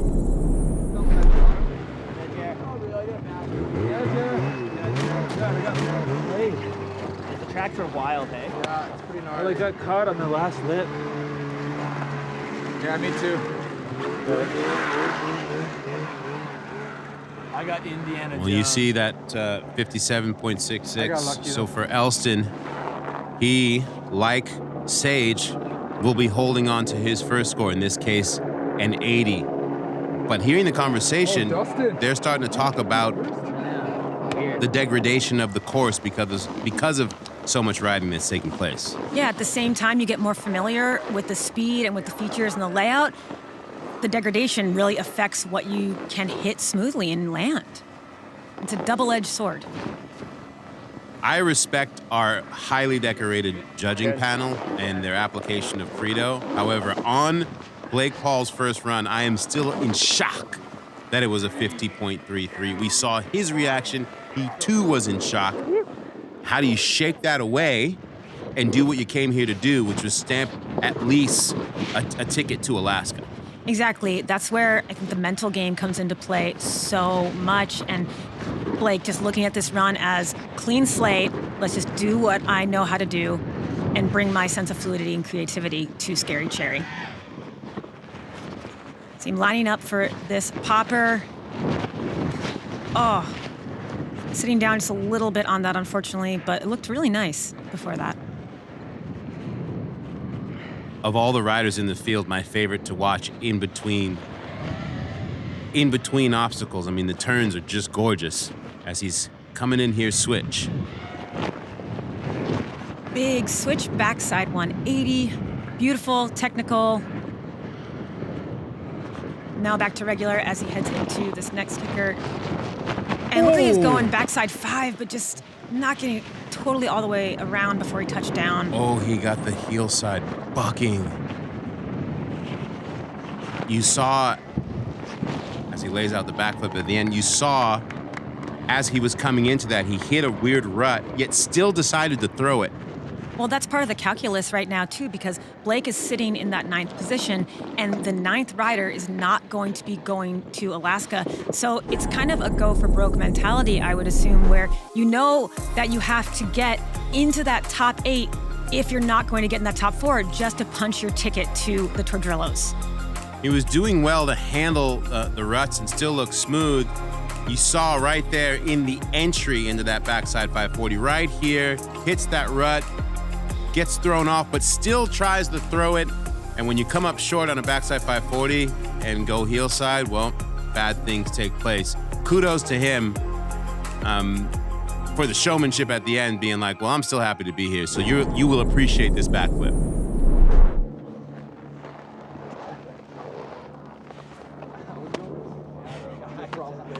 That's it for the kid. And Blake said it for you. At last. This will be his last stop this season on Natural Selection, but it has been a pure joy to watch his riding, and he's just a joy to be around. His spirit and his love for the game. He really is. Glad to And be healthy. our only consolation is that because he was in the top 8 at Jackson this year, he will be able to be invited back for next season, and we can't wait to see him there. It'll be a redemption party of one, and we look forward to it. Nice work by Horgmo and Dustin Craven to improve their scores here in the first half of Run 2. Let's take a look at a down day with Mark McMorris and company, brought to us by Burton.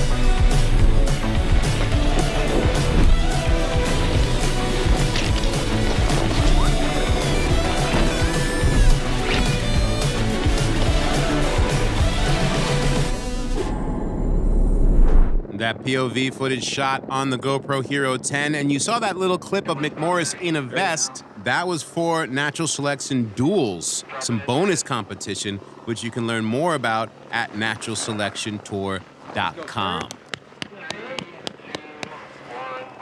Big bad Ben Ferguson.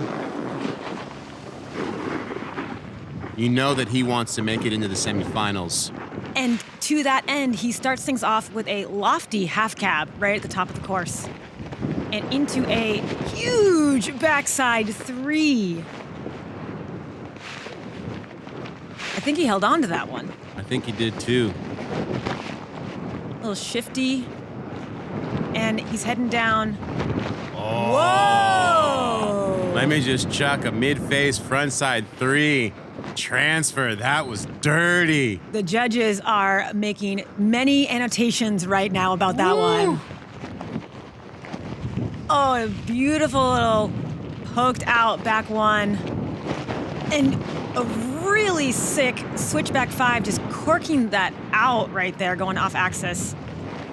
Oh, the kid came to play. A little stale fish to boot at the end. Wow. You can see he is happy with that one. That was a very solid run from the man from Bend, Oregon. A pure, flamboyant display of snowboarding. You know, the mix of technical trickery with that just So loose. classic Ben Ferg style never disappoints.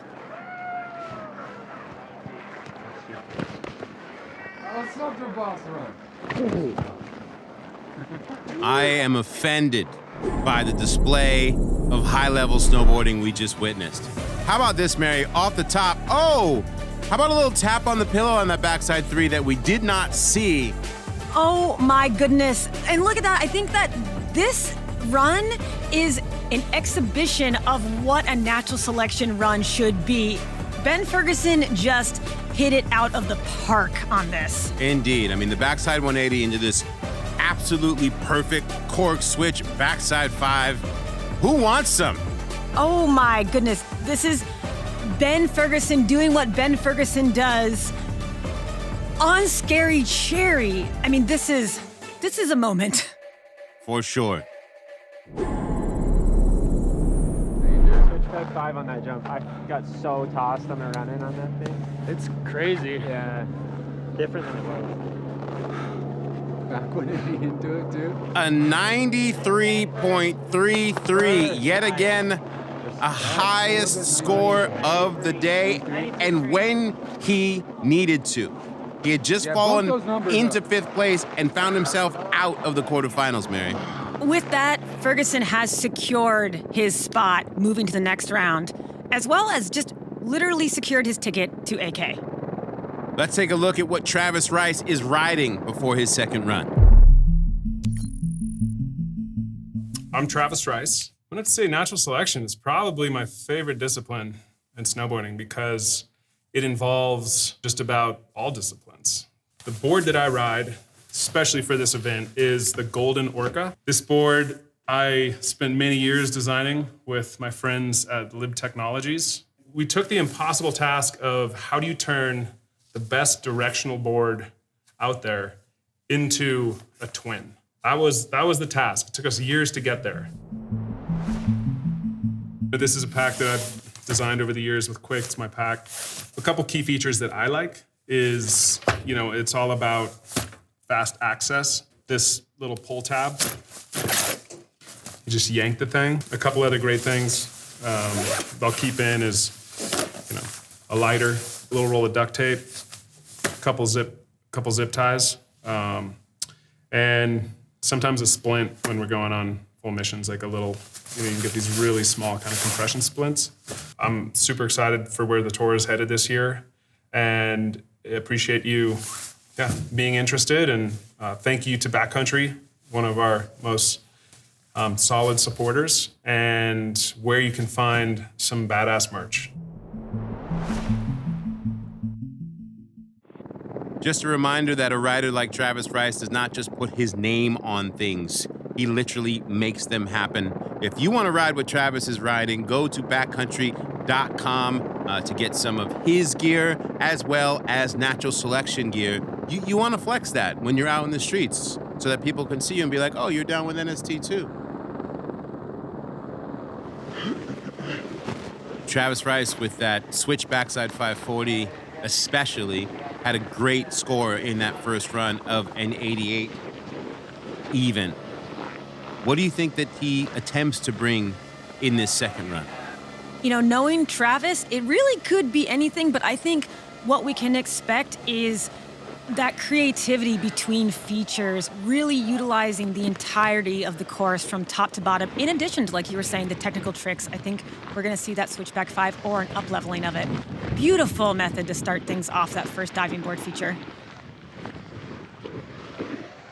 And as he navigates down to the second one, really poking out that front side 360 as he opens up a new section of the course right now. Coming in hard left.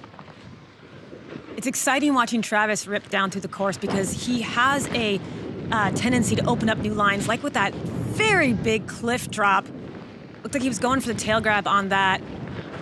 And then... Big backside 360.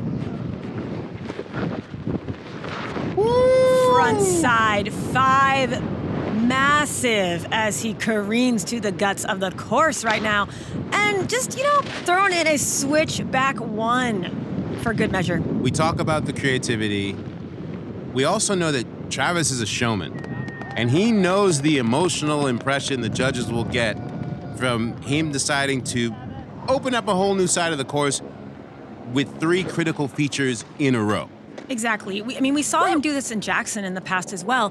He's always looking for that line less ridden. And, you know, partly it's a strategy for his scoring, but I feel like also he's put so much time and work into these courses. I'm sure he just wants to see what these other features are, give them their due, and get some fun out of those unused aspects of the course. We saw him do that after the event in Jackson where he went far right side just to be like, nobody hit these things. And look at that poke on that front 3. That was a thing of beauty. Well, that was perfect. All the pieces came together in this run. Right there, didn't get the grab it looked like he was going for with that tail quite, but, you know, kind of it's good to see Travis Rice as a human. Yeah, I didn't know that he was capable of missing a tail grab, but it makes me feel better about my own life. And, you know, have to say that, as we mentioned before, that's not a deal breaker by any means. You can have a bobble or a fall in a run, and we're looking at that O in Credo, that overall impression, and how it all flows together. And that's one thing that Travis really has on lock, is finding that really unique line. Well, this was a goat doing goat things. Yes. And the score is going to reflect that. Billy goating, you might say. Hey, well played.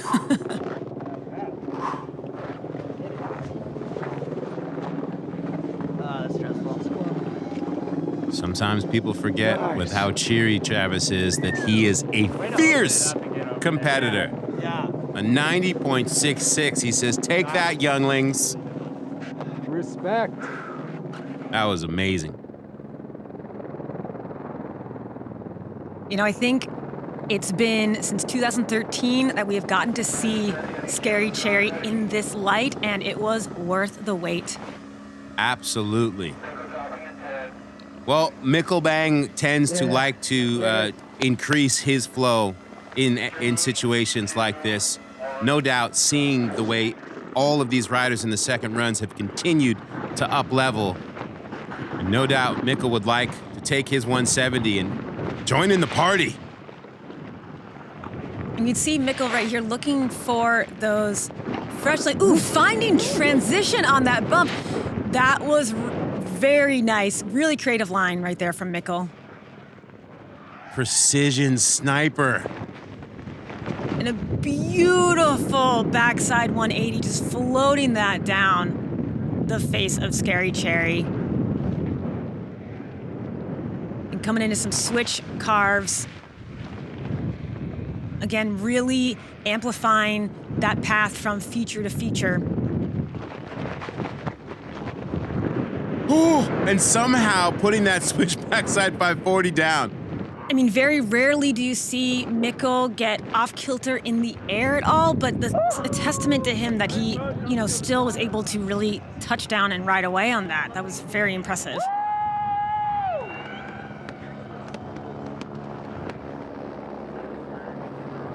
The level in these second runs, Mary.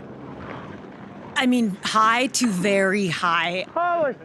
I think, basically the beast was unleashed here at Baldface, and all the riders are rising to the occasion, and watching them up the ante for each other is so wild and so impressive. Big frontside air right there, touching down, having no issues and going deep. And here we see him almost at Arthur Longo-esque Yes. precision tranny finder right there onto that bump. I mean, it's just a thing of, it's just beautiful. Yeah, and then you get the perspective of the size of that backside 180. So sick. I mean, that's classic Mickelbang style right there. And then we have that switchback 5 where he got a little off in the air, but, like a cat, he found his feet, no problem, and rides away clean. Strong run. Yeah, very easy when he missed the grab to have panicked, and he didn't panic. He's like, all right, I'm... Holy shit. Dude, you're an Thanks, dude. Dude, your run was so sick. Dude. Oh, dude. How's that switchback 5? Thought I was gonna die, dude. I like the commitment. Back one up top. Yeah, that one was. Back one was insane. Sick riding, you guys. 73. Perhaps the judges wanting to have seen that switchback side 5 fully executed with the grab. Yeah, that's all that I can think as well. I mean, their job is definitely not easy. They have to pay attention to such nuanced, details of each run. But That's why we can talk and criticize them. yeah. 'Cause we don't have that pressure. This is very true. You know who likes pressure? Who smiles in the face of it? This guy. The sparky one, Mark McMorris. Don't let all the joy and the smiling and the maple syrup fool you. He's coming in with heavy desire here for the win. So coming in switch, this first hit. Half cab to the bottom right there. That takeoff was so technical because he can't jump. He kind of has to float off it and suck it up. Oh, yeah. This angle really gives you that perspective of just the speed that is being picked up on the landings. Look how fast he's going. Oh my gosh, that high-speed butter. That was really rad. Snowboarding is pretty cool, especially when it's done at this level. And a contest that can reward a high-speed butter like that. Yo! Oh, no! Switch back, corked 3 to face. Yeah. To face slide, somehow bounce out of it. And just throw a backy. He's not stoked, but we're kind of stoked because I've never seen that before. No, and just, I think, further evidence of his superhuman status. I think that kind of trick and landing would sideline mere mortals. Look at how aggressively he just goes to town on the top of this course. And starting things off with a big half cab drop right there. So fast in the landing, he's got to slough some speed before he just drops that mute so far into the landing. And this was one of my favorite parts of his run. The high-speed butter. The 50-foot nose butter? Oh my God. And here, kind of getting a bit off of his line, you can see the tracks, I think, caught him up in the run-in for that jump, which just sent him into that kind of, cork that didn't match up the landing. Yeah, somehow or another, again, he landed pretty much like facially, bounced out of it. That jumps, running just changed crazy from run 1 to run 2. Seriously. I wish I would have just took it the way Travis did. Like, you know how I was doing, I did. Well, that 60.33 is not going to put Mark into the semifinals. However, he does qualify 8th, which allows him to go on to Alaska, unlike the man he's standing next to, Blake Paul. Well, after a pure blitz of high-level snowboarding on Scary Cherry, it is Ben Ferguson, Dustin Craven, Travis Rice, and Mikkel Bang that have sealed their deal into the semifinals here at Baldface Lodge.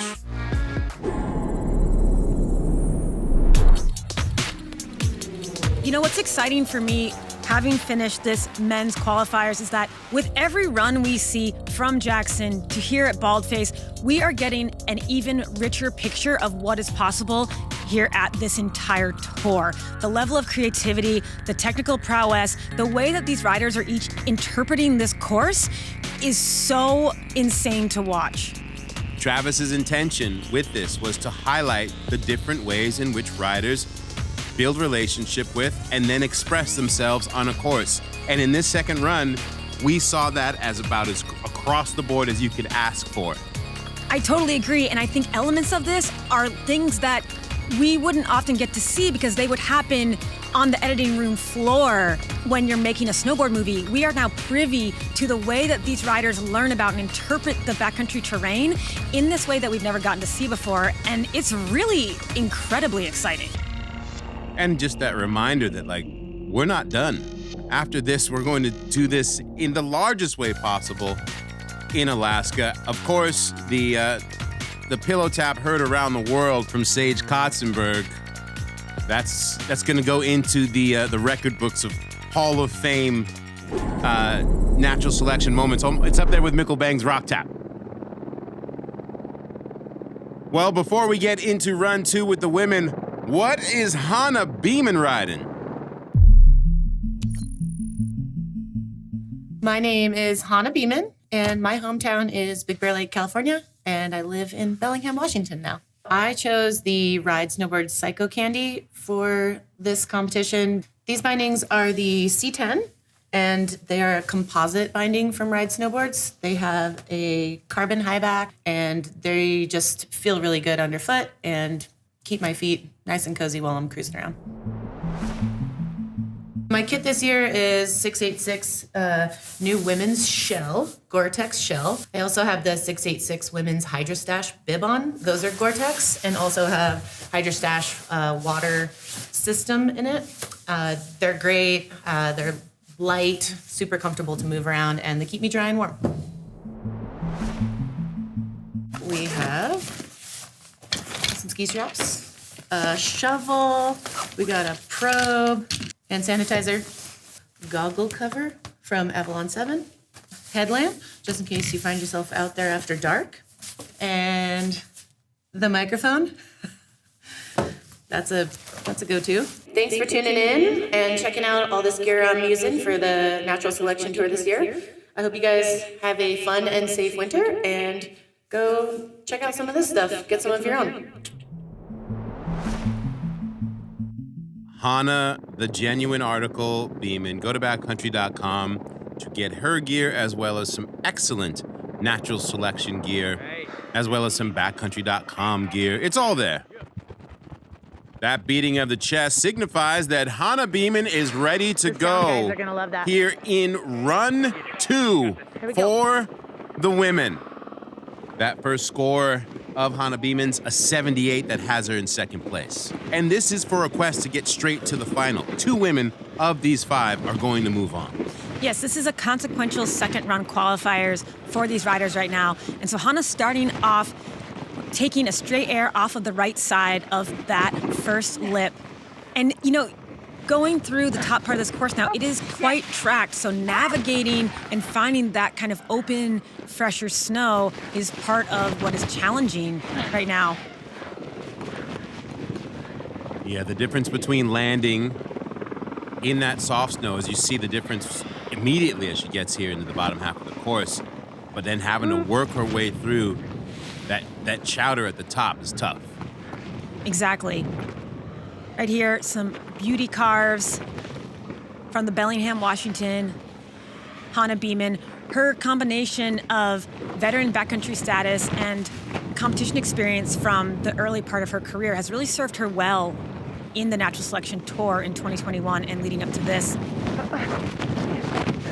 Ooh, and just getting lost a little bit in the tracks there, but that was a big straighter.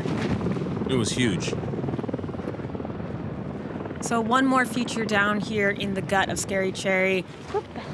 And opting to avoid those tracks and get a little butter in there on that last hit. You know, I think this is a sign of the conditions at the top of the course that it was challenging picking the way down, and Hannah's really looking to hold on to that first run score. Yeah. I mean, just the shadow at the top of the course, which this northeast facing aspect only holds sunlight until about noon. And as soon as shade hits that kind of area, it's going to, make that snow even heavier, even maybe have a little bit of a crust on it very quickly. So that's very challenging to navigate. Big drop off of that first table, and the tracks make it very hard to land in. Hannah's an incredibly strong rider, and so I feel like if she's having a bobble in the landing, again, that is a showing of the conditions that she's navigating.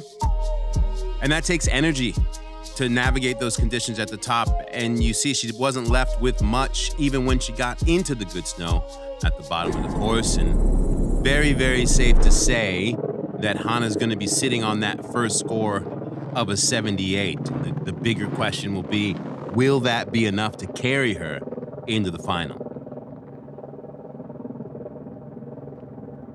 Oh, was my second run a 54? Is that how that goes? A 54.66 to be precise. Not an improvement.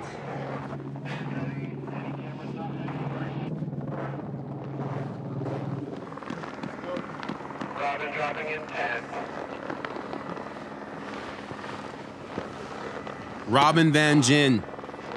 Remember, this is her backyard. A longtime guide here at Baldface Lodge. Known amongst the snowboarding community for her snowboarding ability and prowess, but to the rest of the world as a competitor, it's only been through natural selection. She's our defending champion. She wants to win so badly here at home. Yes, and you can see her giving herself some stoke right there in her mic, saying, "You got it." Ooh, and sending it off of that drop, but you can really see this is tough out there right now. Those landings are torn up. And going for that front 360 and just getting into that track snow and not able to kind of hold on to that landing right there. It's tough out there. It is a struggle, and again, we're watching the best in the world. And it really puts into perspective. I mean, this aspect with great snow, I forget which rider said it earlier. They said, look, it's Scary Cherry. Even with lots of snow and perfection, it's still scary and difficult. Yes, completely. It's incredibly steep up there. And look at that big backside 3. Again, I think it comes into play too, the energy and the strength that it takes to get all the way down. And these riders, Robin has incredible stamina. You said it, they are the best in the world. And it's definitely still a challenge. But really finding that really good snow, dropping off that feature right there, very clean as she comes into the bottom of the course. And for those at home, riding in and out of light and shadow in pedestrian conditions can be challenging. But in these conditions, it's that much more. Yeah, you can hear it right now. This is a push. By the time these riders get to the bottom, they are fully gassed. They are leaving it all out on the course. So I think an important point to make about Robin's run is, yes, Robin knows this terrain so well, so she could play it safe and go for kind of these spots and, find her way down and cheat the course a little bit more.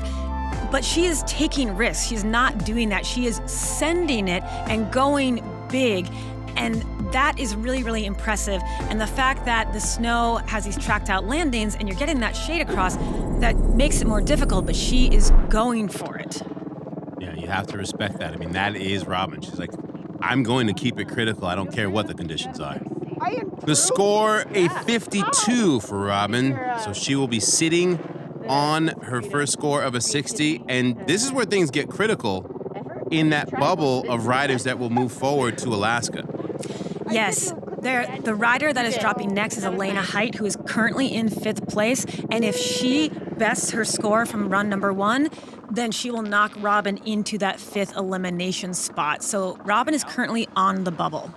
That's crazy, because to picture Alaska without Robin in it, that doesn't really compute. But Elena, for Elena, it computes. Ready?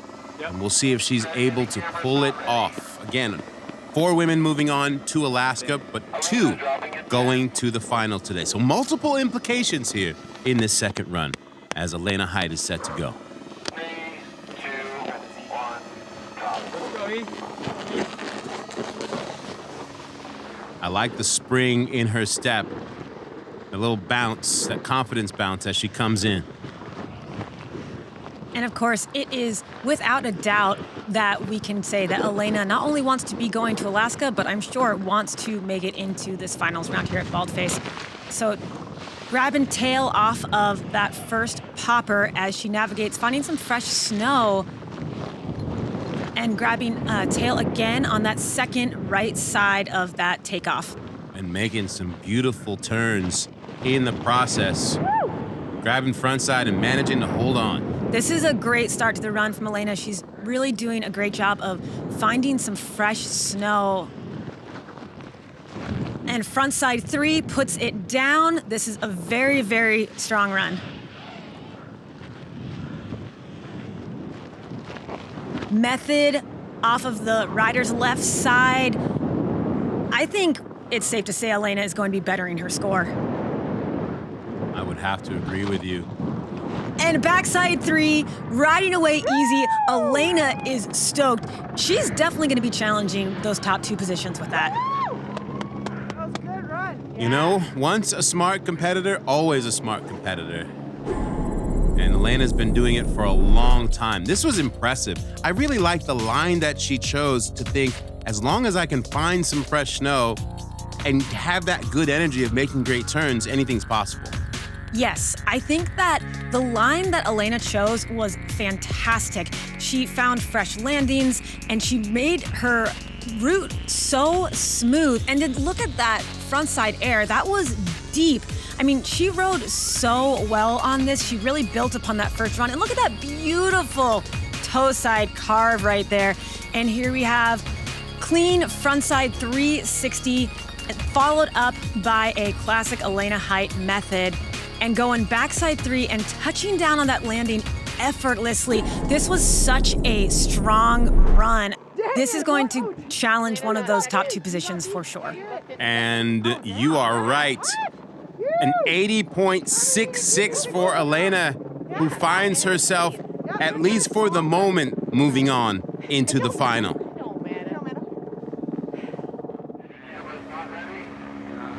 Oh, we love the drama, don't we, at Natural Selection? What a fight for these 5 women again in this historical women's event at Scary Cherry. And Marianne Herty from France would like to have a say. Marianne definitely wants a piece of that finals action. And, you know, you were talking about it earlier, Salema. This is the kind of course that really speaks to her. And look at that, starting things off with a backside 360. Now she'll take that and apply her freeride skills to that, getting in a frontside air off of that popper as she careens down that left side. Nice frontside grab and holding on. You see that strength in the way that she was able to navigate the top half of the course. I thought she was going to get thrown. And that's where so much of the core of her riding strength comes from. But then you add in something like that method, that 360 we saw, and Marianne is a force. It's truly impressive, that backside 360 at the top for Marianne. I know how much she wanted to show the snowboarding world that, yes, I'm a big mountain rider, but I can also throw tricks as well in critical conditions.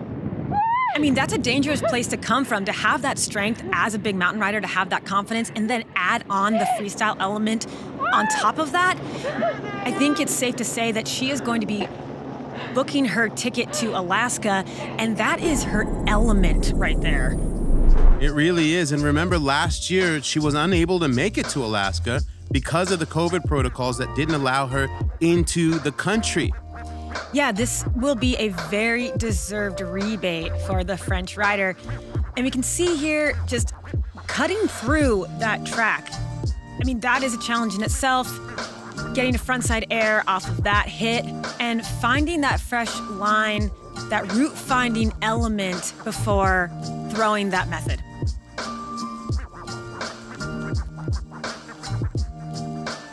I mean, this was a great run for Marianne. And again, not going slow.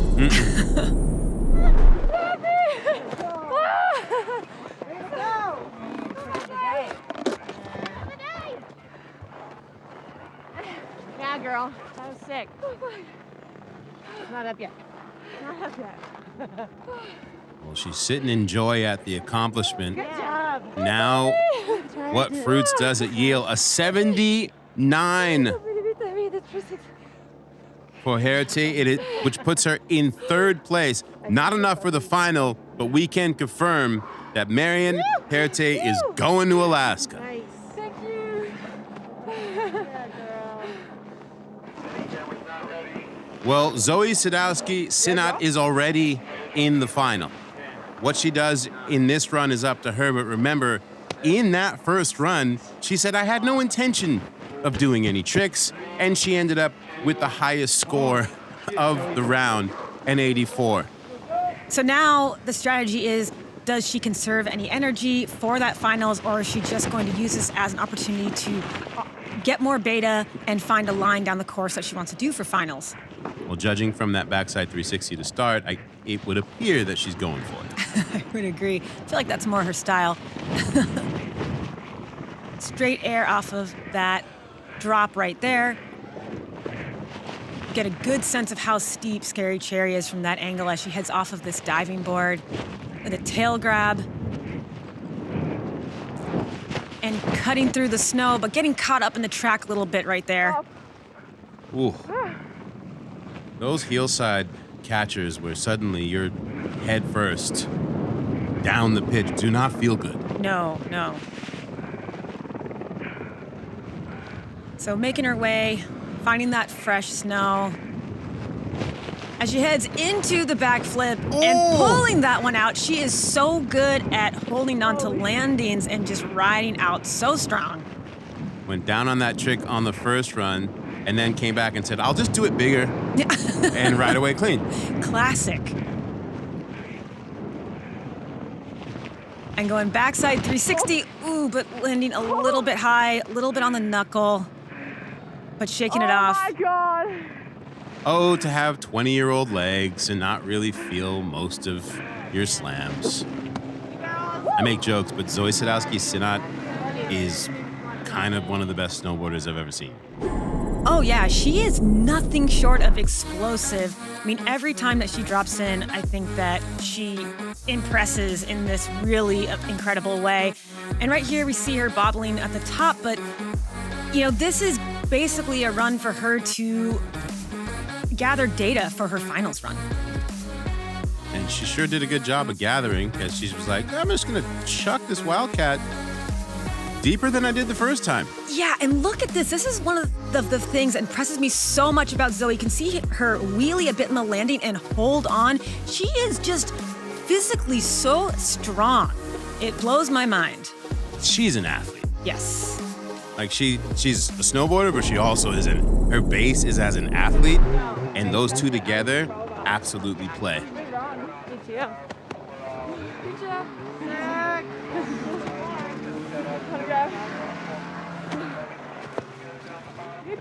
Good job.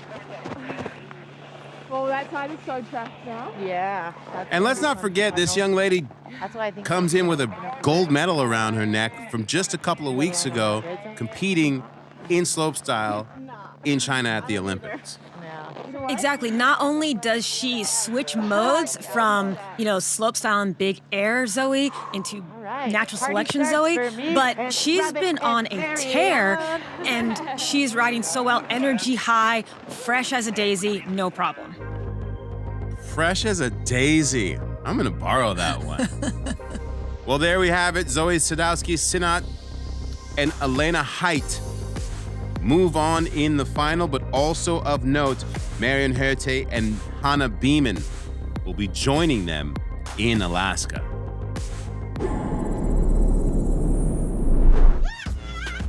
During women's qualifiers, these 5 riders made history as the very first female snowboarders to compete on Scary Cherry, and they impressed. Hannah Beeman backside 360 to make her way to the final stop of the tour in the Tredrilla Mountains. Marion Herte showcased why she is such a threat on this tour, and all around, these women excelled today. Elena Height will be going into finals against Zoe Sadowski-Sinnott. This is going to be an exciting matchup.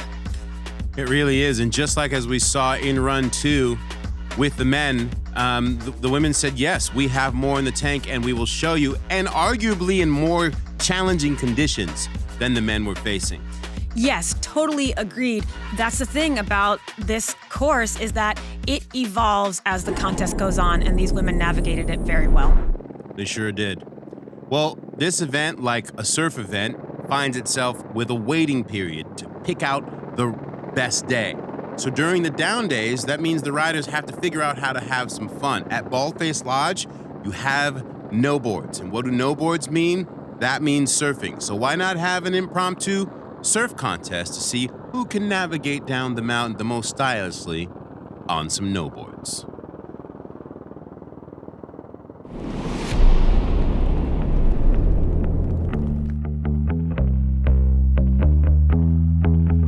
We're going surfing. Yeah.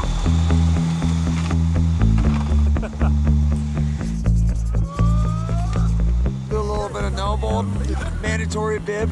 It's mandatory for the Kootenai Classic. You like them? Yeah, I love them. Yeah, me too. And then the finish line, people can move in. Technical race of route finding, on-sighting, strategy.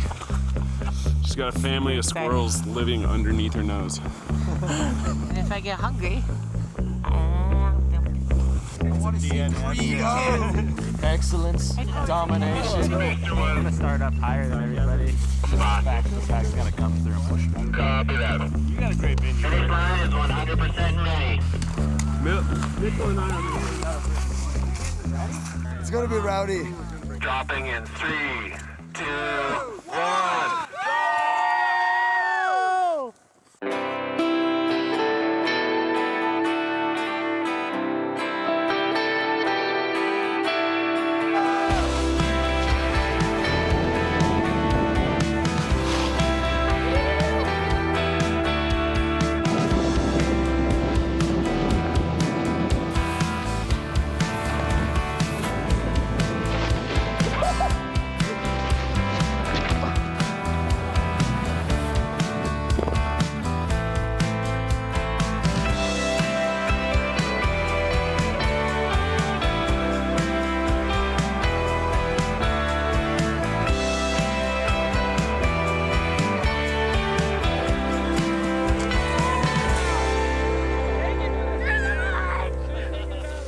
Yeah, Jared.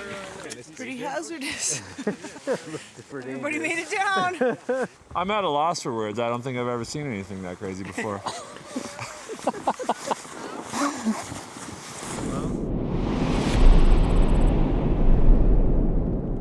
Next competitor, Robin Van Jen. Here she goes. Go. I did a little pillow line to a little air, and then hit a cliff, and then the launch rock at the bottom. Yeah, Robin! Psyched to have a landed run in the bag. Woo! Robin, how's the first run? Yeah, good. Made it down the bottom, some airs, and now I can build on my run. Ready to go. All right, Robin Van Jen, second run, dropping in 3, 2, 1. Robin is dropping. Drop. Yeah, Robin.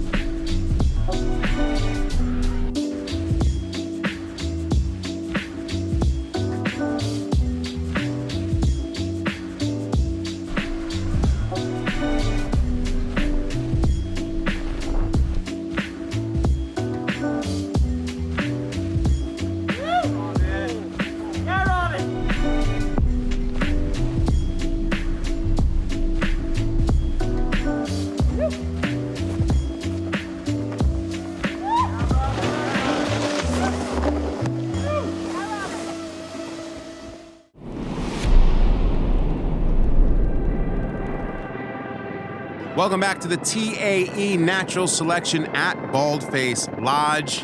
Salema Masekela joined by Mary Walsh as we head into the semifinals. And we're going to check in with the third member of our team, get the lay of the land from the ground up, if you will, the one and only T-Bird, Tom Monterosso. Thanks, guys. We're here at the base of Scary Cherry in Baldface, one of the greatest contest venues ever created. We just finished men's quarterfinals and women's semifinals, and we are about to head into men's semifinals and women's finals. You're gonna see Dustin Craven versus Travis Rice, Ben Ferguson versus Mikkel Bang, and on the women's side, for finals, you're gonna see Zoe Sadowski-Sinnott against Elena Height. A champion will be crowned here in the next few hours. I can't wait. Let's go! I love the fact that Tom is fired up, because if you know Tom Monterosso, he's not always fired up. He's kind of, he saves the fired up for when you need it. Yes, and I mean, with good reason. Look at these matchups. What do you see when you look at Travis Rice first off and Dustin Craven? I see that if Dustin beats Travis, he is going to lord that over him for the rest of their lives. He already did so when he took over first place in run one in the quarterfinals. And then you got a home team, if you will. Two Burton riders, Mikkel Bang and Ben Ferguson, going up against each other again. They did so in Alaska as well.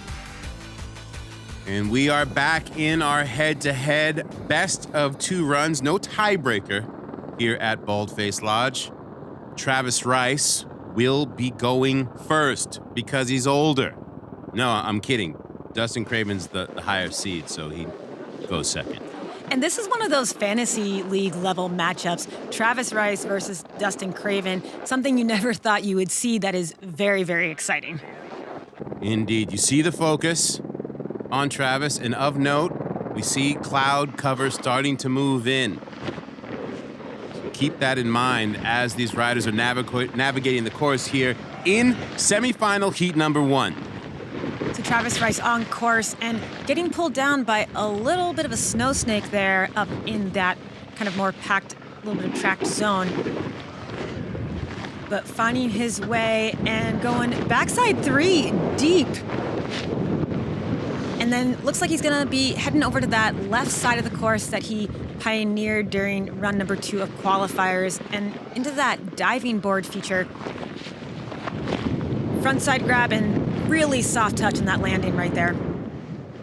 I love the way Travis, had that little setup for that backside 360 up at the top, and as soon as he landed, boom, was in the air. Nice backside 540 signature. Sending that very deep there. And a half cab into some very nice fresh snow. Into a back three, but just not quite finding the landing on that. You could hear the huck right there. Even Travis Rice is worked after this run. Gassed, and he definitely had to muscle it. There wasn't much pop there off of that bottom.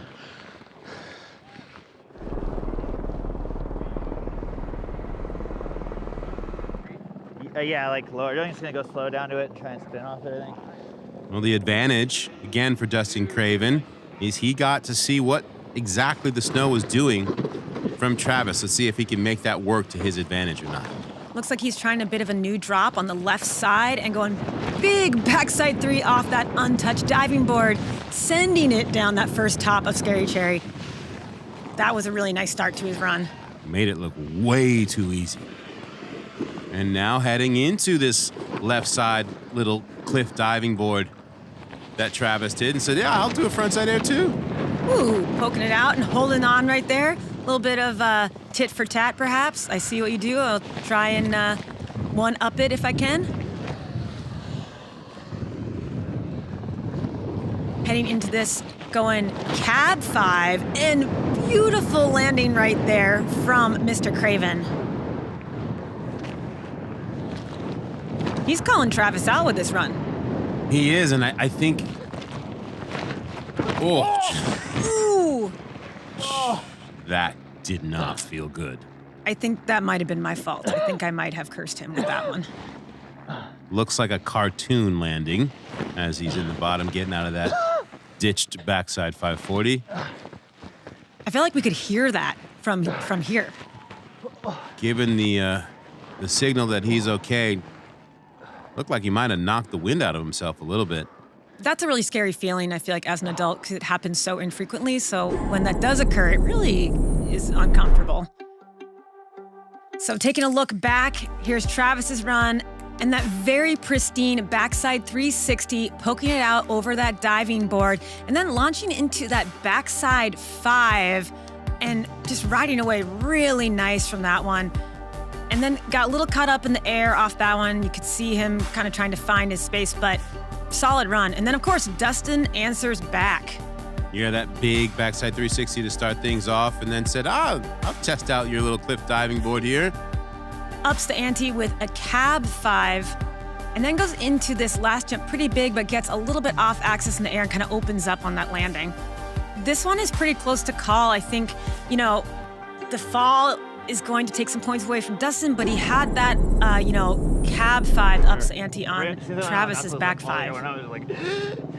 Yeah, it's gonna be close for sure. I like this waiting till both riders are done to get the score. This is fun. You first second. No, you got it. 66. And there we have it. By 6 points and change. Craven with the 66.66 to T. Rice's 60. It'll be interesting to see how that second run plays out as we get into Heat 2. Mickelbang and Ben Ferguson. First up is going to be Mikkel like Nickel Bang, the big Norwegian. And Mary, at this point, we got to start to think about endurance in this event. It becomes a little bit of, a big enduro event.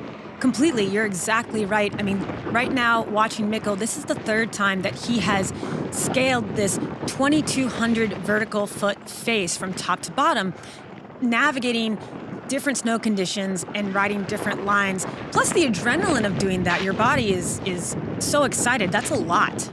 As he was the first rider, I believe, to hit that little double step down. Now, looking at finding that fresh line, big backside 5, that was gorgeous and massive. Mickelbang he's a freak. That was insane. Like, where did you find that? Were you just hiding that in your pocket? Oh my goodness. Back to back. Wow. Had a bit of a shaky start on this run, but really sent it at that second half. And again, it's just that reminder, in this Credo format, a fall does not make you. Wow.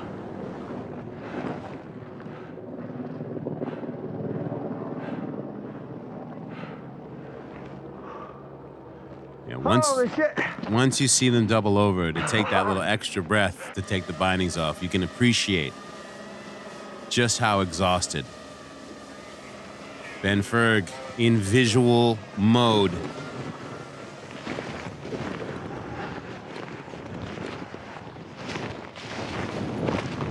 Frontside air, poking it out off of that first hit, sticking down to that center of the course. Backside 360. Ooh, getting a little caught up, but holding on there. This becomes that part of the day where it's about surviving the landings. Oh, beautiful frontside 5. Oh, just not landing it though. Oh, that was full Tommy Hawk right there. And this is where that body mic, you can hear, he's out of breath, he's breathing heavily, reinforcing that strength that it takes and that endurance to get down this face again and do it with such style like Ferg has. Yeah, that ability to recover. Throw a little late backside 180 there, unable to make the landing, but it still looked pretty.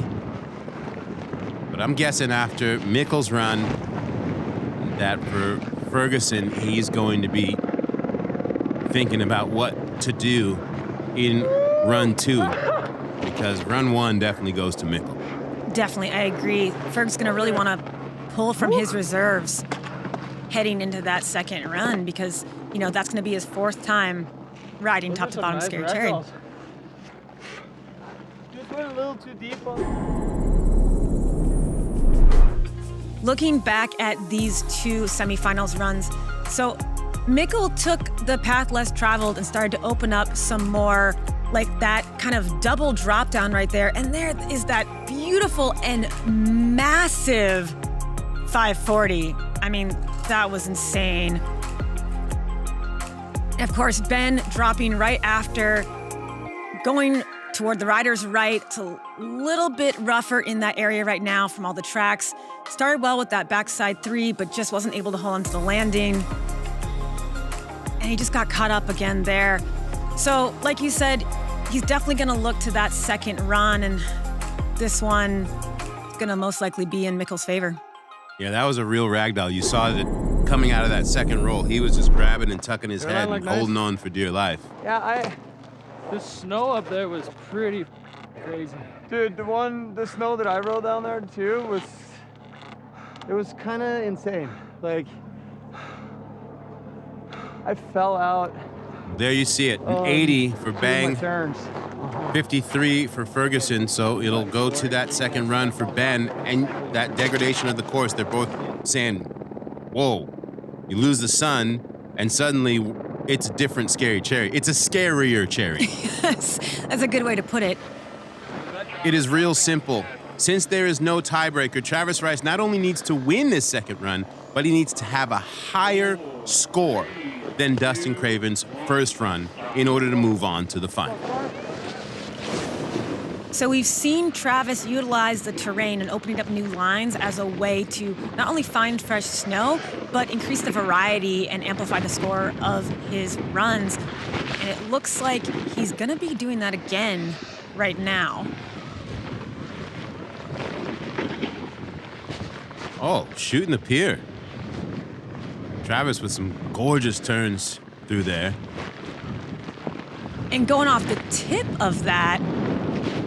That was amazing. Big backside 180. And into a half cab. The manner in which Travis can always have that one piece of creative, you haven't seen this yet from me, in his pocket. It's one of the special things watching him in competition here. I agree. I think it's partially that he's always thinking so many steps ahead. Oh my gosh. This guy. That was right there, exactly what you were talking about. This guy. Who's 39 here? This rad dad has a big corked backside 720. That was enormous. It was. You know he wanted a perfect landing out of that because he knows what's coming after him, but the fact that that's what he just was like, hey, sorry, I just didn't realize I had this. It was in my vest. That is why Travis Rice is Travis Rice. Goat things, my friends. Goat tings. Now, what's going through Dustin Craven's mind? It's like, oh, that's right. That's a Jedi. I'm going up against like the High Council Jedi leader. But you know, Dustin, that energy before when he took over first place from Travis, where he was like, I'm kind of good here. Also, like you could see the swagger in it. So I don't think he's afraid of this moment. No, Dustin has more than a few tricks up his jacket sleeve. 100%. He's crafty. There you get such a great perspective from that drone cam, what it looks like to drop in. Floating a cab 5 right there and going deep off that one. Look at that speed. Yeah, working hard to control it here as he comes in to this little diving cliff. Greased lightning on that landing. And you think here that he's going to be looking to turn up the volume on this next hit for sure. And big front 7 rides away from that. That's a direct affront to Travis right there.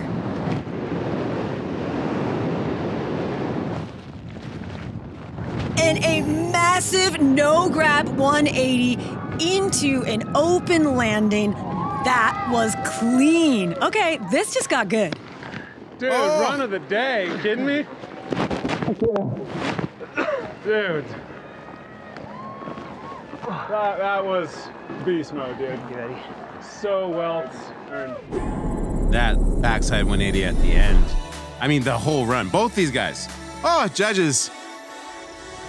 Okay, so we're really gonna have to look at this because I do not know what the judges are gonna prefer on this with the Credo scoring. So Travis put down a very strong run. I mean, in no small part, that was a very bold back seven. Super bold. Again, I think if he didn't have to revert around at the end, it would make it a much stronger case, but it was still incredible. But the way Dustin attacked off the top here was no joke. Exactly. I mean, Dustin Craven is a fine-tuned, scrappy rider. And even though Travis put down a really amazing run, he still kind of left the door open a little bit because Craven was ferocious. And at the same time, you know, Craven could have done a lot better on that frontside seven. A bit missed the grab, but that backside 180 at the end is... Oh my God, shouts to MFM right there. Yay. Oh my gosh. Meeks freaking hammer this thing out for top spot. For most exhausted What's guy it at the gonna bar. be? Oh, let's see. Dustin Craven with a That thing a beauty. 92.33 Straight just beat Travis Rice I at Scary slalom's a Cherry, and caterpillar for he you. is going to the final. I'm sitting here having flashbacks from the aughts and the grenade years and watching Craven and Rice go head to head in 2022. I mean, that was a moment in natural selection mythology now. We love it.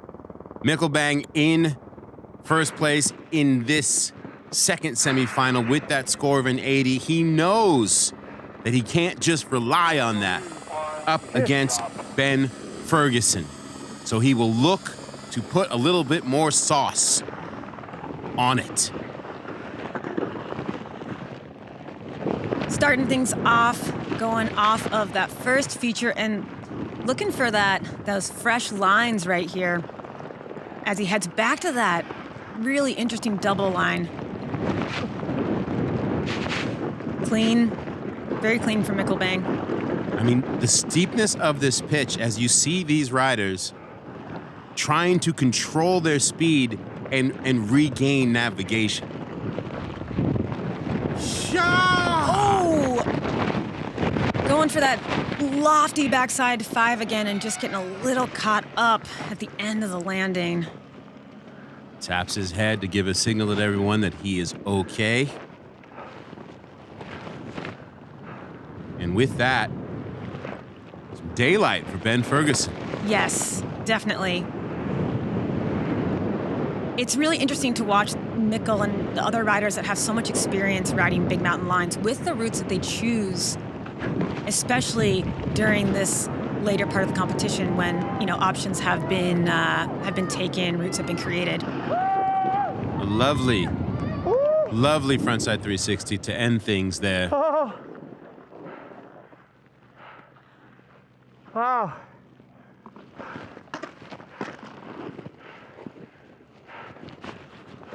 Get the snow out of the jacket. Oh, no. Oh, no. It makes you appreciate what these riders are dealing with here. All right, Ben Ferguson. What's up? I'm good to go. You heard him just say it. I'm good to go. He knows what he has to do. Try to beat this score of an 80. Sunlight dancing in and out as these clouds move in here.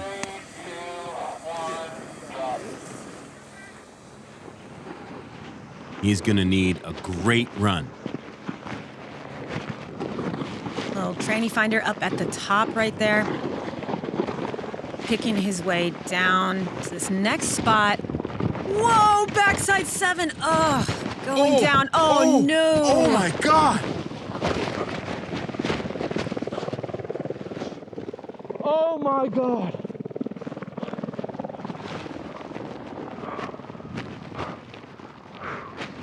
He looks to be okay. That was the heaviest ragdoll. And if you could not tell before just how critical this pitch is on Scary Cherry, we just watched Ben Ferguson just literally ragdoll like someone had thrown a toy onto the course. I mean, so much respect and admiration for him, first for sending a back seven like that, and then right now for the grace with which he is navigating the bottom part of that course after that situation. I wonder how many flips his body did. We're about to find out. So, looking back at Mikkel's run, this feature is one of my favorites that he kind of found and just navigates so clear. And that's where I think you really see that wonderful big mountain experience of his. Unfortunately, going down right here, just getting a little counterbalanced, I think, on the landing. But then the beautiful front three, just poking that at the end is really, really nice. Well, we knew that Ben was not going to hold back. And right off the bat, he said, I'm going to throw a backside 720 and then this. Oh, man. You know, the spin was really nice, just very gnarly. I mean, again, glad he's okay, and so much respect to Ben for pulling out and getting down the rest of the course. Those were 4 violent full body flips. Good go, that was man. The best ragdoll I've ever had in my life. You gotta love that he can smile and be like, that was the best ragdoll I've ever had. Yes. Well, there's an incredible bodywork and massage staff here at Baldface Lodge. Ben Ferguson will be first in line. How's that for a highlight reel, huh? For a recovery. We're just waiting on scores because that's part of the rules, but yeah, it's Mikkel Bang who is moving on, but absolute salute to Ben Ferguson for saying, I'm not holding back. Gray skies and tough snow. And you know, Mikkel, he appreciates winning that way, knowing that, like, my man, you came and you brought the entirety for me. These riders do leave it all out on the course. Our finals are set. Mikkel Bang and Dustin Craven, Zoe Sadowski-Sanat, and Elena Haidt when we come back.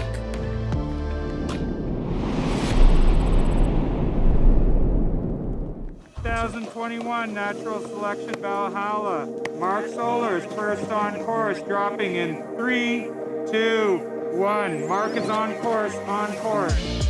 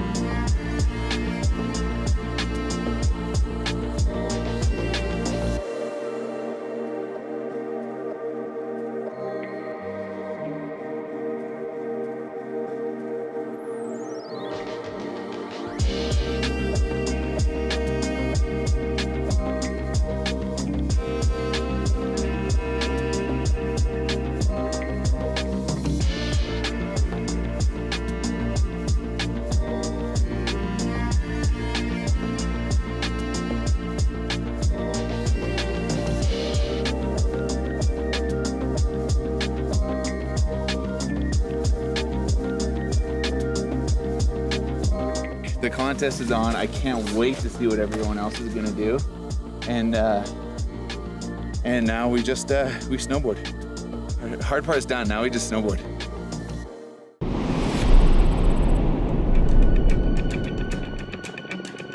We knew that the TAE Natural Selection at Baldface Lodge event would be high level, but it has over-delivered as we head into this final.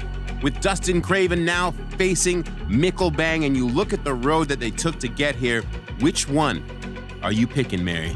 This is honestly too close to call. I know that sounds trite, but you have Nickel Bang, strong and smooth. Dustin Craven, also strong but scrappy. Two ends of the spectrum, both so much style. And then we have Elena Height, the veteran, so accomplished, against Zoe Sadowski-Synot, coming straight here with her Olympic gold medal around her neck, saying, "Give me some more." Two riders who have built their competitive acumen in traditional contest settings, slopestyle and the halfpipe. They're both Olympians, and they have found their place in the backcountry. The fellow competitors not going back to the lodge. They're watching right here at the venue in the riders' tent for this. This is a historical matchup that it's these two going head-to-head in the first women's event at Scary Cherry. This is snowboarding history. Yes, who will be crowned the first ever women's champion of natural selection at Baldface? Oh, I'm good. Elena Height, you just heard her let the starter know, I am good. Let's do this. Again, carrying that momentum of her win at Jackson Hole into the opportunity to possibly double up. And her run, her second run in qualifiers was so smooth. She made it look easy as she navigated the course. She has such an incredible finesse to her big mountain riding. And we see her picking her way down this first top of the course, sending a tail grab off that first popper. Cliff popper, I guess, more accurate, because it sends you. It sure does. This is hard. Did you hear that? She said this is hard. Straight from the source, mid-run. Frontside air right there. Also very sizable. You know, it definitely is hard, but she doesn't make it look that way. This is a very smooth start to her first run. And just going a little off kilter in the air right there. Usually she had done a frontside 360 there. Looked like she was going for a frontside 540.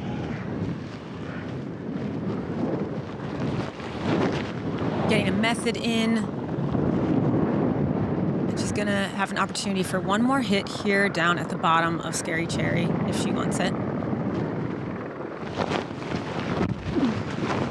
And looks like she was going for a three there, back three, but you know, that could be a bit of that, you know, exhaustion that's sitting in. I mean, this is the end of the day right now on a very consequential, demanding face. Yeah.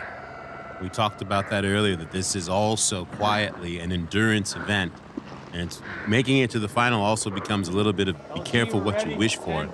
There's layers to the strategy of this. Not only the tricks, the lines, but the energy expansion.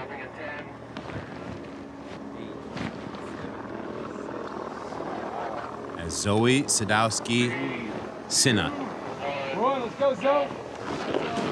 20 years of age, again, fresh off the plane from China. Can she continue her winning ways here at Baldface Lodge? Choosing to change things up with a straight air off that first hit and heading far riders right to find some fresh snow.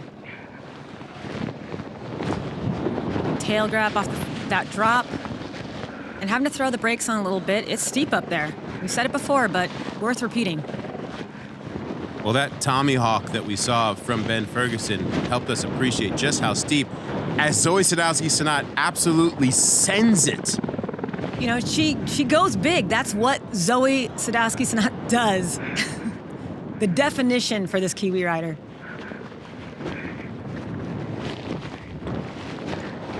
And stomping that backflip, making that look pretty easy, even though it's definitely not big tail grab. Going deep as she rounds things off at the bottom of the course. A little bit of a shifty, and she's down. Good run. Especially that bottom half. I mean, the power that this young woman has. Yeah, she is rocket fuel. She is pure rocket fuel. Looking again at our 2 finalists here at the TAE Natural Selection. Elena with a tail grab off that drop. And this is where it comes down to the finesse of both of these riders navigating this course. After having taken so many runs today, Elena going for that front 7 right there and just getting, again, a little off axis. And then, of course, Zoe dropping behind, coming in with the highest score so far into these final runs, and just really showcasing her strength. I mean, look at her getting those turns in through those tracks. Yeah, you see the action of her snowboard letting you know exactly how hard it is to make those turns. And then this bottom half here, the backflip, perfectly done. No issues there. Big straight air with the tail grab. How'd you go? Somehow being able to find that transition. A couple times. Nice run. Thanks. Nice back. Cheers. Elena's saying, hey, that was great. Also, I'm going to be bringing it for you in a We second. need to get into the sleds. What? And it's a 60 for Elena Height and an 88.66 for Zoe Sadowski-Sinnott. The importance now of that number that normally doesn't take place here at Natural Selection. Elena Height has to meet or beat the highest score of the day from Zoe Sadowski-Sinnott. And back up to the top we go. Mikkel Bang and Dustin Craven. First up will be Mikkel Bang. How much does he have left?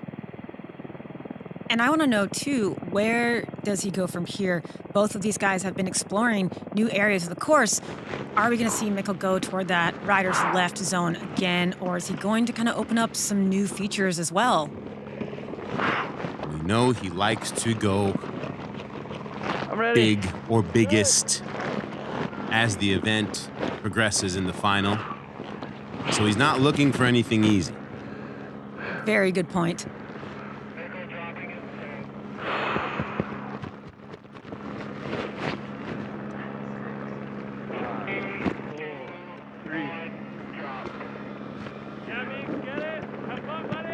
Yeah, bud. Okay, taking a left line right now. Again, looks like he might be navigating into a little bit of familiar territory. Potentially? Or not. Finding a new popper to tranny finder right there. It looked like a small bush or something that he transferred into that left side instead of the step down from before.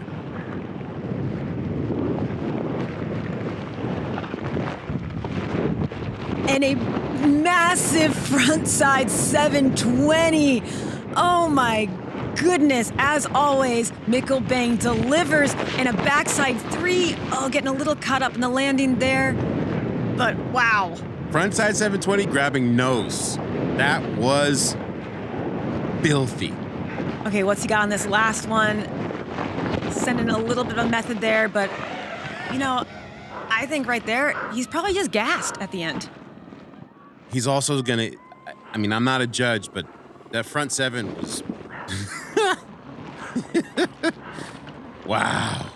I back you up on that. I feel the exact same way about that.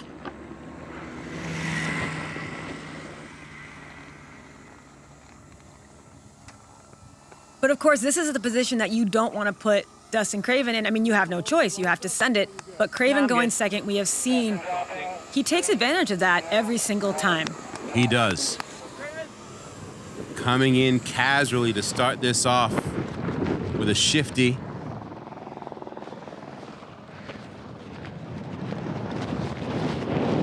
Massive straight air. That was enormous. I don't have a tape measure, but that was well over 70 feet. Oh my gosh. It's the finals, Mary. What do we expect? I just had to pick my jaw up off the table for that one. Nice little shifty driven frontside 180. And now, of course, oh no, getting caught up in those switch powder turns. Again, oh, right on the, I couldn't even see that with this kind of, Flat line. yeah, the flat light. But you know he's just broken. Like that was right before the takeoff. Yeah.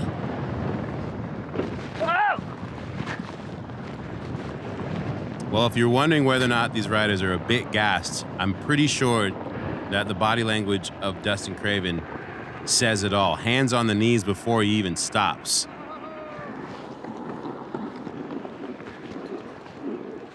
Yeah, mate.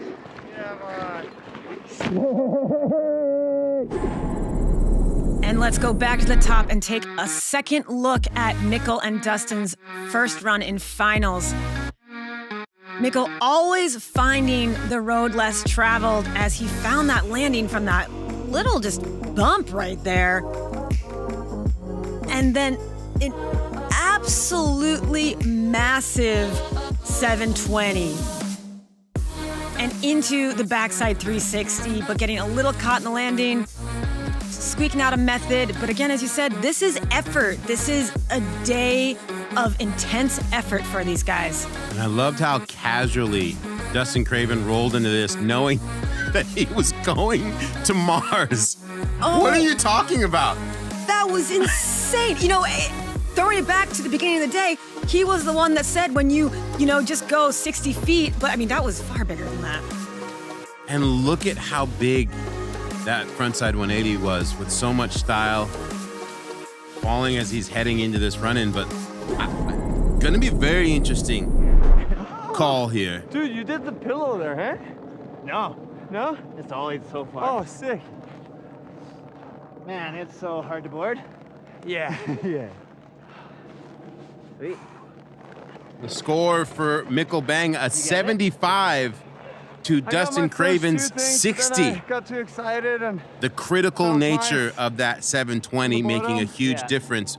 But I would have to say, those falls for Mikkel leave room for Dustin as he's only chasing a 75. It could be a lot bigger gap. That is an excellent point. I mean, that does leave the door open, and as Craven said, one more. It's anyone's game. And one more for real for Elena Height. This is the final runs for the women here on Scary Cherry at Baldface Lodge. Elena Height up against it, chasing an 88.66 of Zoe Sadowski-Sinnott. Elena has risen to the occasion in these competitive situations time and time again in her competitive career. Will she do that today at Baldface? She has the tricks. If she makes that frontside 720, we're in a different conversation. So let's not forget what this young woman is capable of. Yes. So we sit with bated breath as Elena starts her descent down Scary Cherry. Making her way through this critical section. And again, you see how fast the snow follows her down the mountain. That gives you just more impression of how steep this pitch is. Yes, and that depth with which she sent that first straight air with that tail grab. A little shifty off the rider's right side of that jump and finding some fresh snow right there. And now she's in her happy place, and hopefully a few turns can throw her in the right direction to make one of these tricks that she wanted to. I believe this is where she was trying the 720. Oh, not finding the landing on that, unfortunately.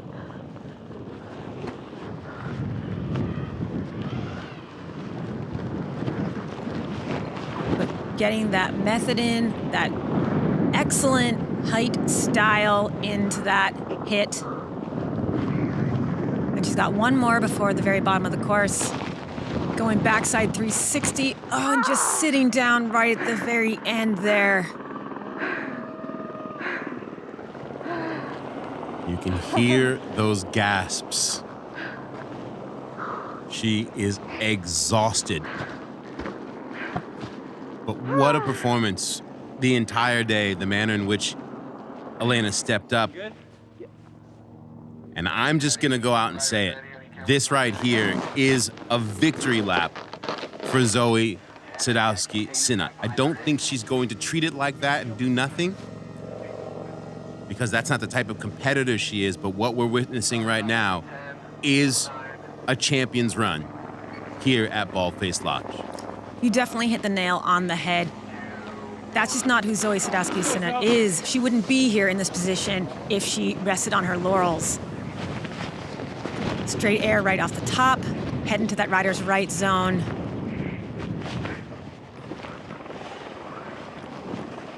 Kind of navigating and picking her way down this bit of tracked out snow.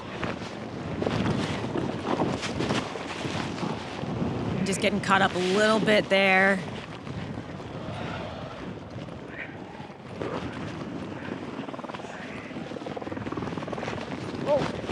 Okay, frontside 360, getting that one around. I'm not sure how, but that was impressive.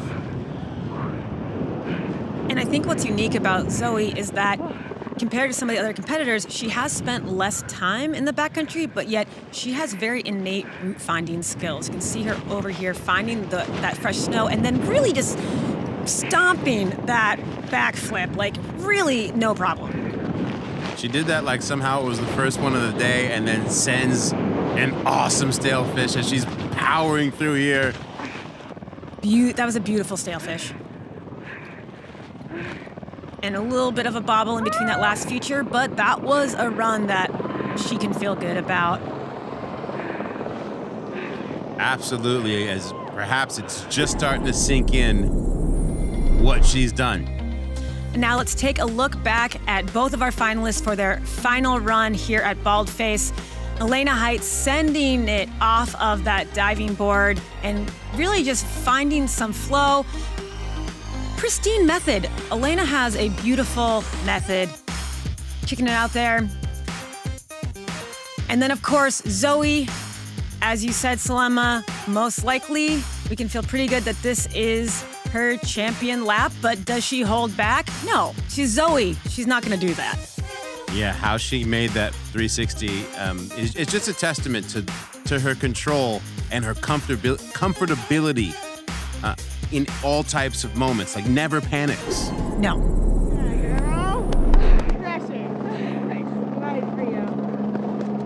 And the score is a 73.66 for Elena and a 90 for Zoe Sadowski-Synnott. So no doubt that bottom half of her second run, the big combo the judges were feeling.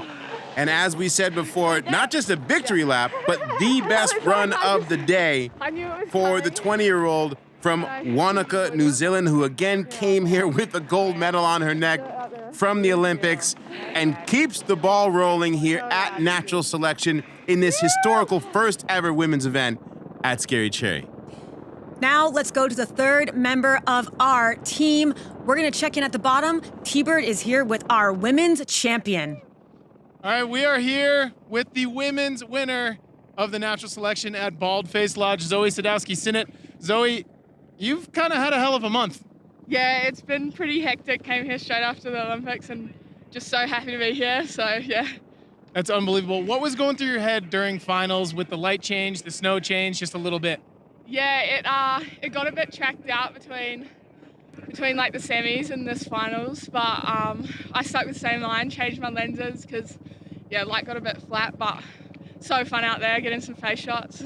Well, congratulations, Zoe Sadowski-Synnott, TAE Technologies Natural Selection winner at Baldface Lodge. Well done, Zoe. Thank you very much.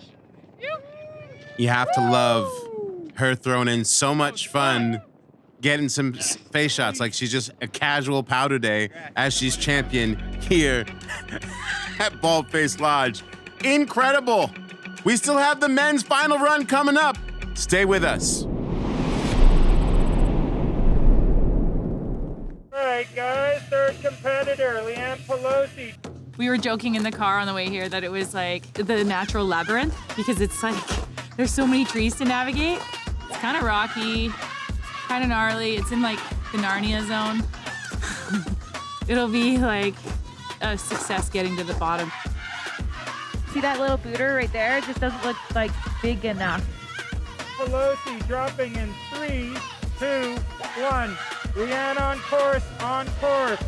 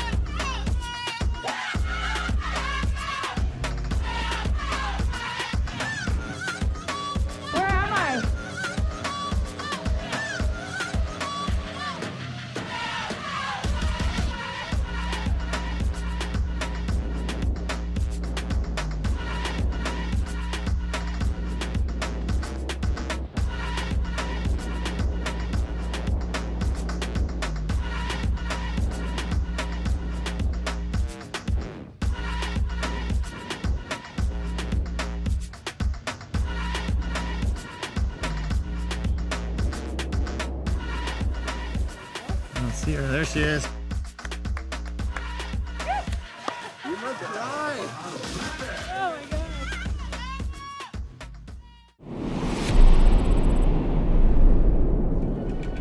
Welcome back to the TAE Natural Selection at Baldface. Stop 2 here in our 2022 season. And this is it, our final runs of this event. We will be crowning a men's champion. Mikkel Bang currently in the lead with that score of a 75. He knows that that's too much room for Dustin Craven, so he will look to do more.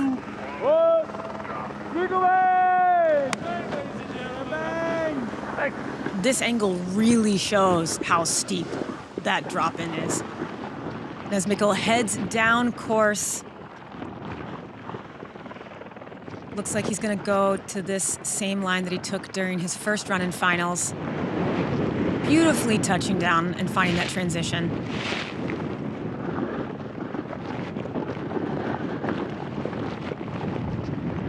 Cutting across the side hill. And are we gonna see him launch that frontside 7 again? Perfect, it's flawless. Again. Oh! Oh! Oh my God. Okay, he's up and riding. That is good. That was very unexpected.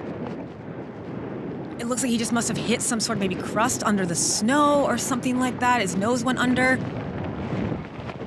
And then I'm just gonna do a double poke backside 180 after I just got inside a car crash on Scary Cherry. Holy shit! The back protector saved me! Dude, you good? I'm good. Lumberjack, kind of. Ow! I'm fine. Like, I'm fine, dude. You heard Mikkel reference the back protector. All of the riders are wearing the POC back protectors. I mean, we heard the impact of the crash, but him saying that right off the bat makes us appreciate what that was. Obviously, dislodging the tree. We'll see what happened in the replay. Glad that he is okay as Dustin Craven heads in next. Remember, Mikkelbang has that score of a 75. The only way that Dustin Craven could possibly become champ here at Baldface Lodge is to beat that number. Does he still have it in him? He has risen to the occasion in every round.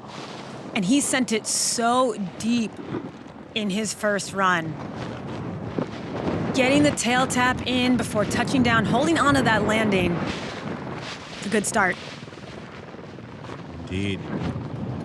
As he comes in with a 180 all day, showing us his switch riding skills in powder. Difficult to do in perfect snow conditions, it shows that much more control and ability in these type of conditions, and the judges won't ignore it. 100%. And getting that cab 5. No problem there from Craven. And backing that up with a frontside 360, touching the hand a little bit, but really, that's looking good. One more hit, what's he gonna put down? And a method.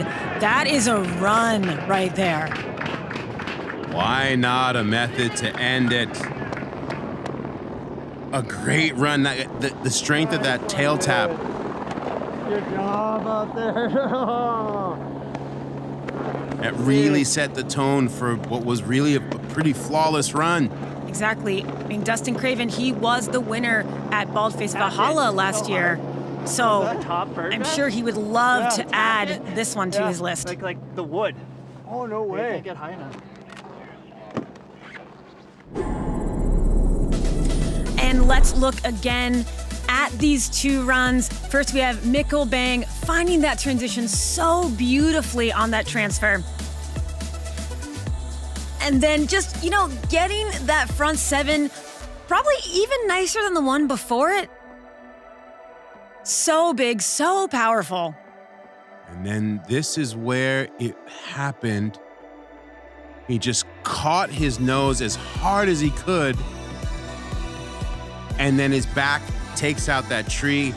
And he said right off the bat, the back protector saved me. I mean, my stomach was in my throat watching that. And then beautiful backside 180. And of course we have the Canadian Dustin Craven starting things off with that tail bonk. Just getting that tap in right there on the edge of that wooden structure. Not easy. And you mentioned again, local boy from right next door in Revelstoke. He knows this snow. And there's that cab 5 getting around. Look at that landing. It was great, wheeled a little bit, and then pulled it together. And a frontside 3. Really the icing on that run, I feel like. Yeah, the method at the end, waving to the crowd. Is that going to be enough to take out Mikkel Bang's 75? Yo, I broke a tree. And it is Dustin Craven with an 85.33. Dustin Craven has won the TAE Natural Selection at Baldface Lodge. Stop. This is incredible. Oh my God. Dustin Craven, he is a legend in his own right. Arguably has the sharpest wit in all of snowboarding, and now he is the natural selection champion at Baldface.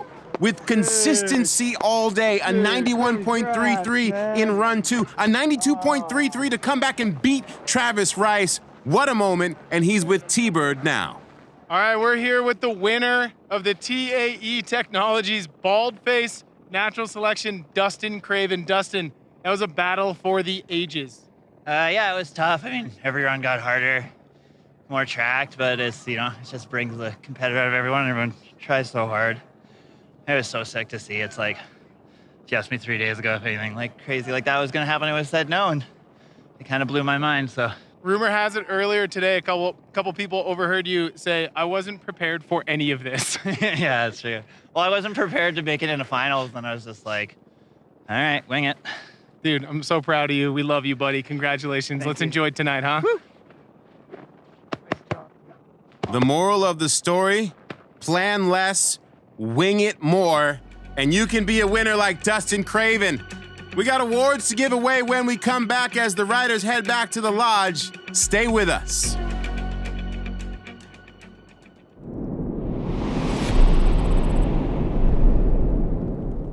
Okay, you guys can get the drones in the air.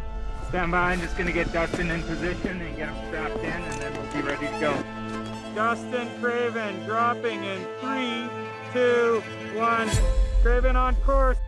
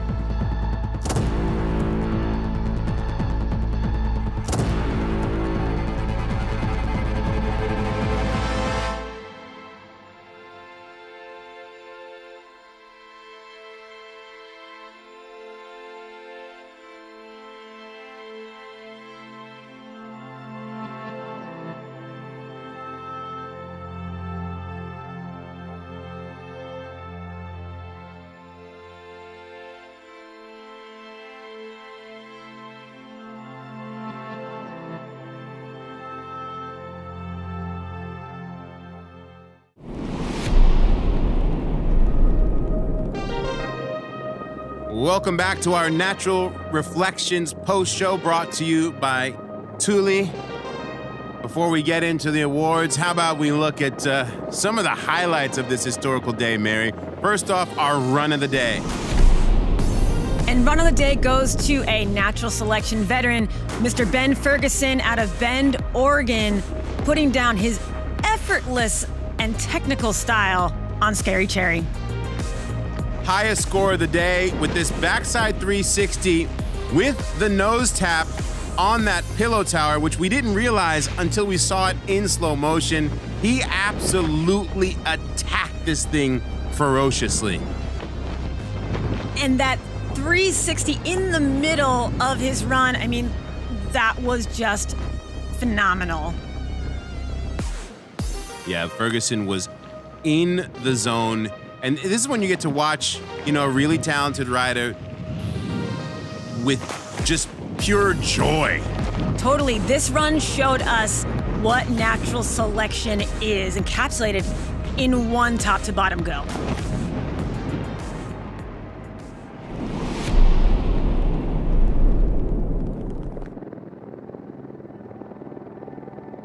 And then it's our winning runs from the final. First up, we'll start with Zoe Sadowski-Sinat, who just can't seem to do any wrong right now. She is in the zone. Whenever Zoe drops in, she is just setting the pace.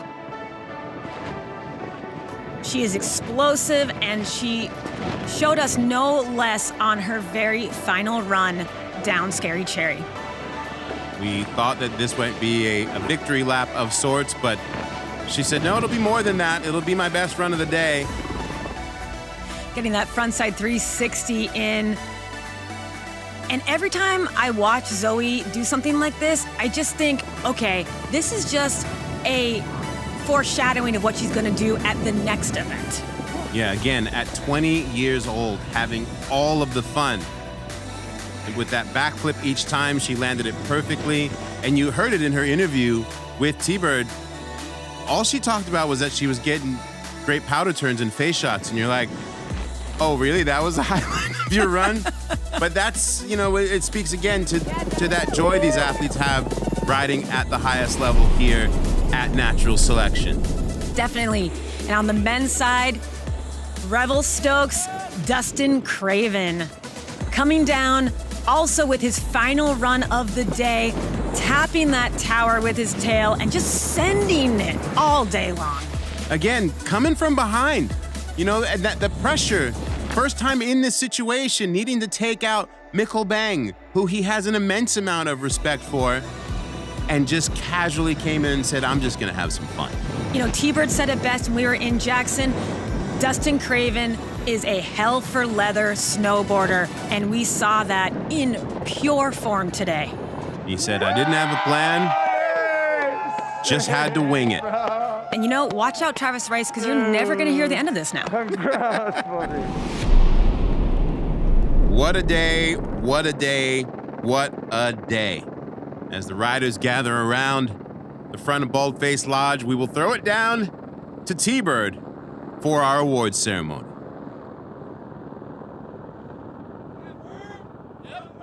All right, the event went off today without a hitch. We are back at the beautiful lodge at Baldface in Canada for the TAE Natural Selection. We are about to crown the winners of the event, the men's and women's podium. But first, we are going to bring up the founder of Baldface, Mr. Jeff Pensiero, with a special announcement.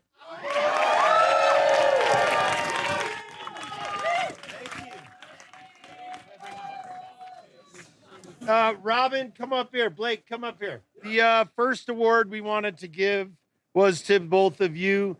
You did so great today. It was so fun watching you. And we want to invite you over to Valhalla next year for a few days with your parents or your siblings. Something like that. You guys were awesome. Love having you. You're the best. Can't wait to spend more time with you. Right on. Thanks.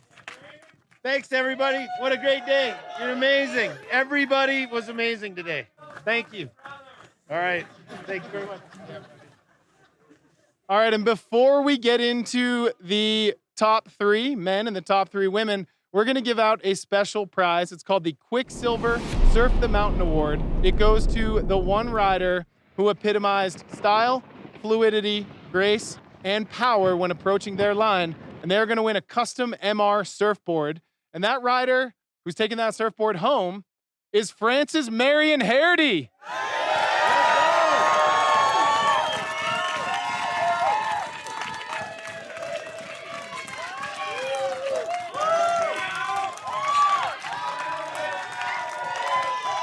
Marion, how are you feeling about today?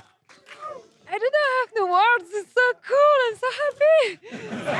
Crazy. Thanks for everything. Seriously. Give it up for Marion Hardy.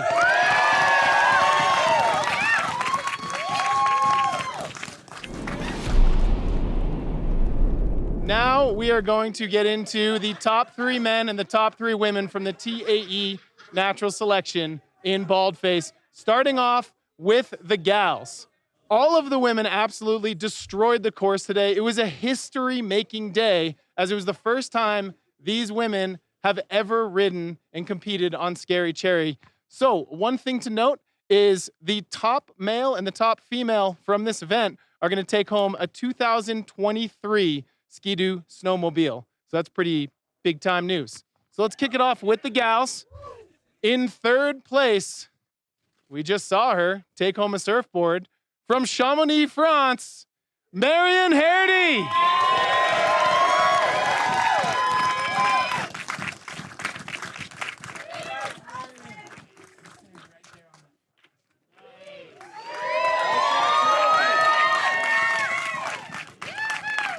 In second place, coming out of South Lake Tahoe, Nevada, give it up for Elena Height.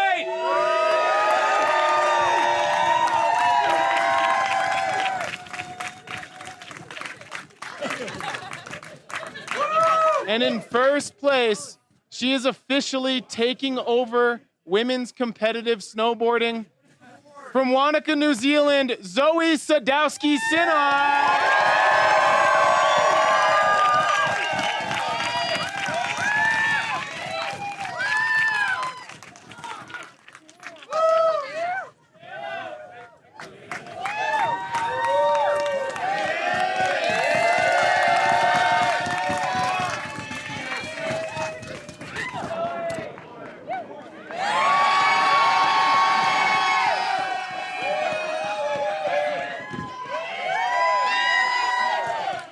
All right, and now we are going to get into the men's podium, starting off with third place.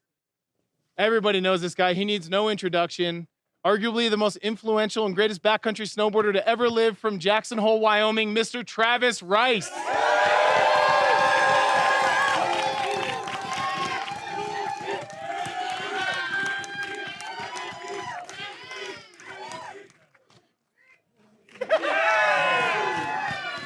All right, now getting into second place.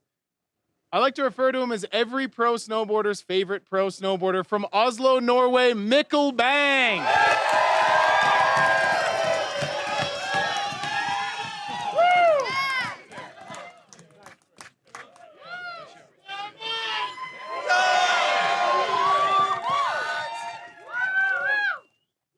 Holy shit! Yours is bigger than mine. All right, and now the number 1 finisher, first place at the TAE Natural Selection in Baldface from Revelstoke, British Columbia, Dustin Craven.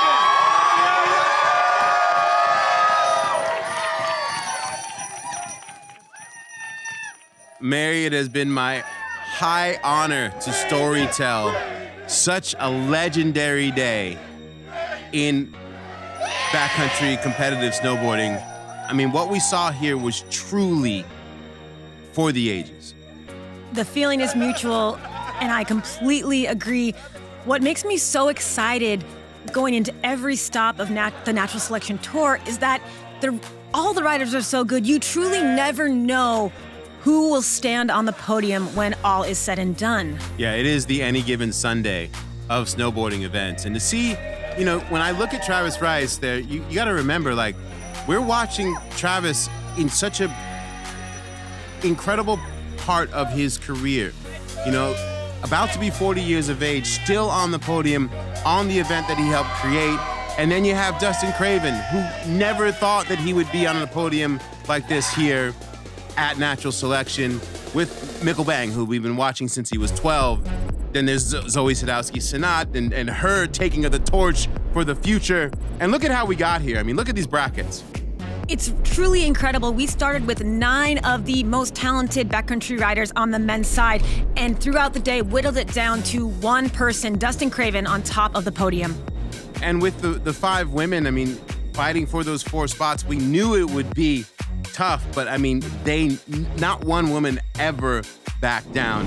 And we are excited for what this means for our road to Alaska. The mighty Tordrillo mountain range. We will be there in a few weeks to crown an overall tour champion and see this thing elevated into really what it is, the infinity aspect of backcountry big mountain riding. 8 men, 4 women, and now we have a proper tour. Points earned from Jackson, from Baldface, and now at Alaska, the overall tour champions will be crowned from the culmination of those 3 stops. I cannot wait. This is definitely not going to disappoint. Make sure that you join us in Tordrillo for this exciting finish of the 2022 season of the Natural Selection Tour. My name is Salema Masekela. Mary Walsh, as I said before, it has been an honor. Also, thanks to the 3rd member of our team, the one and only T-Bird Tom Monteroso. Look at all that joy. This is the beauty of snowboarding. If you get a chance out there to go out and make some turns, do so in the spirit of this community, and we will see you in Alaska.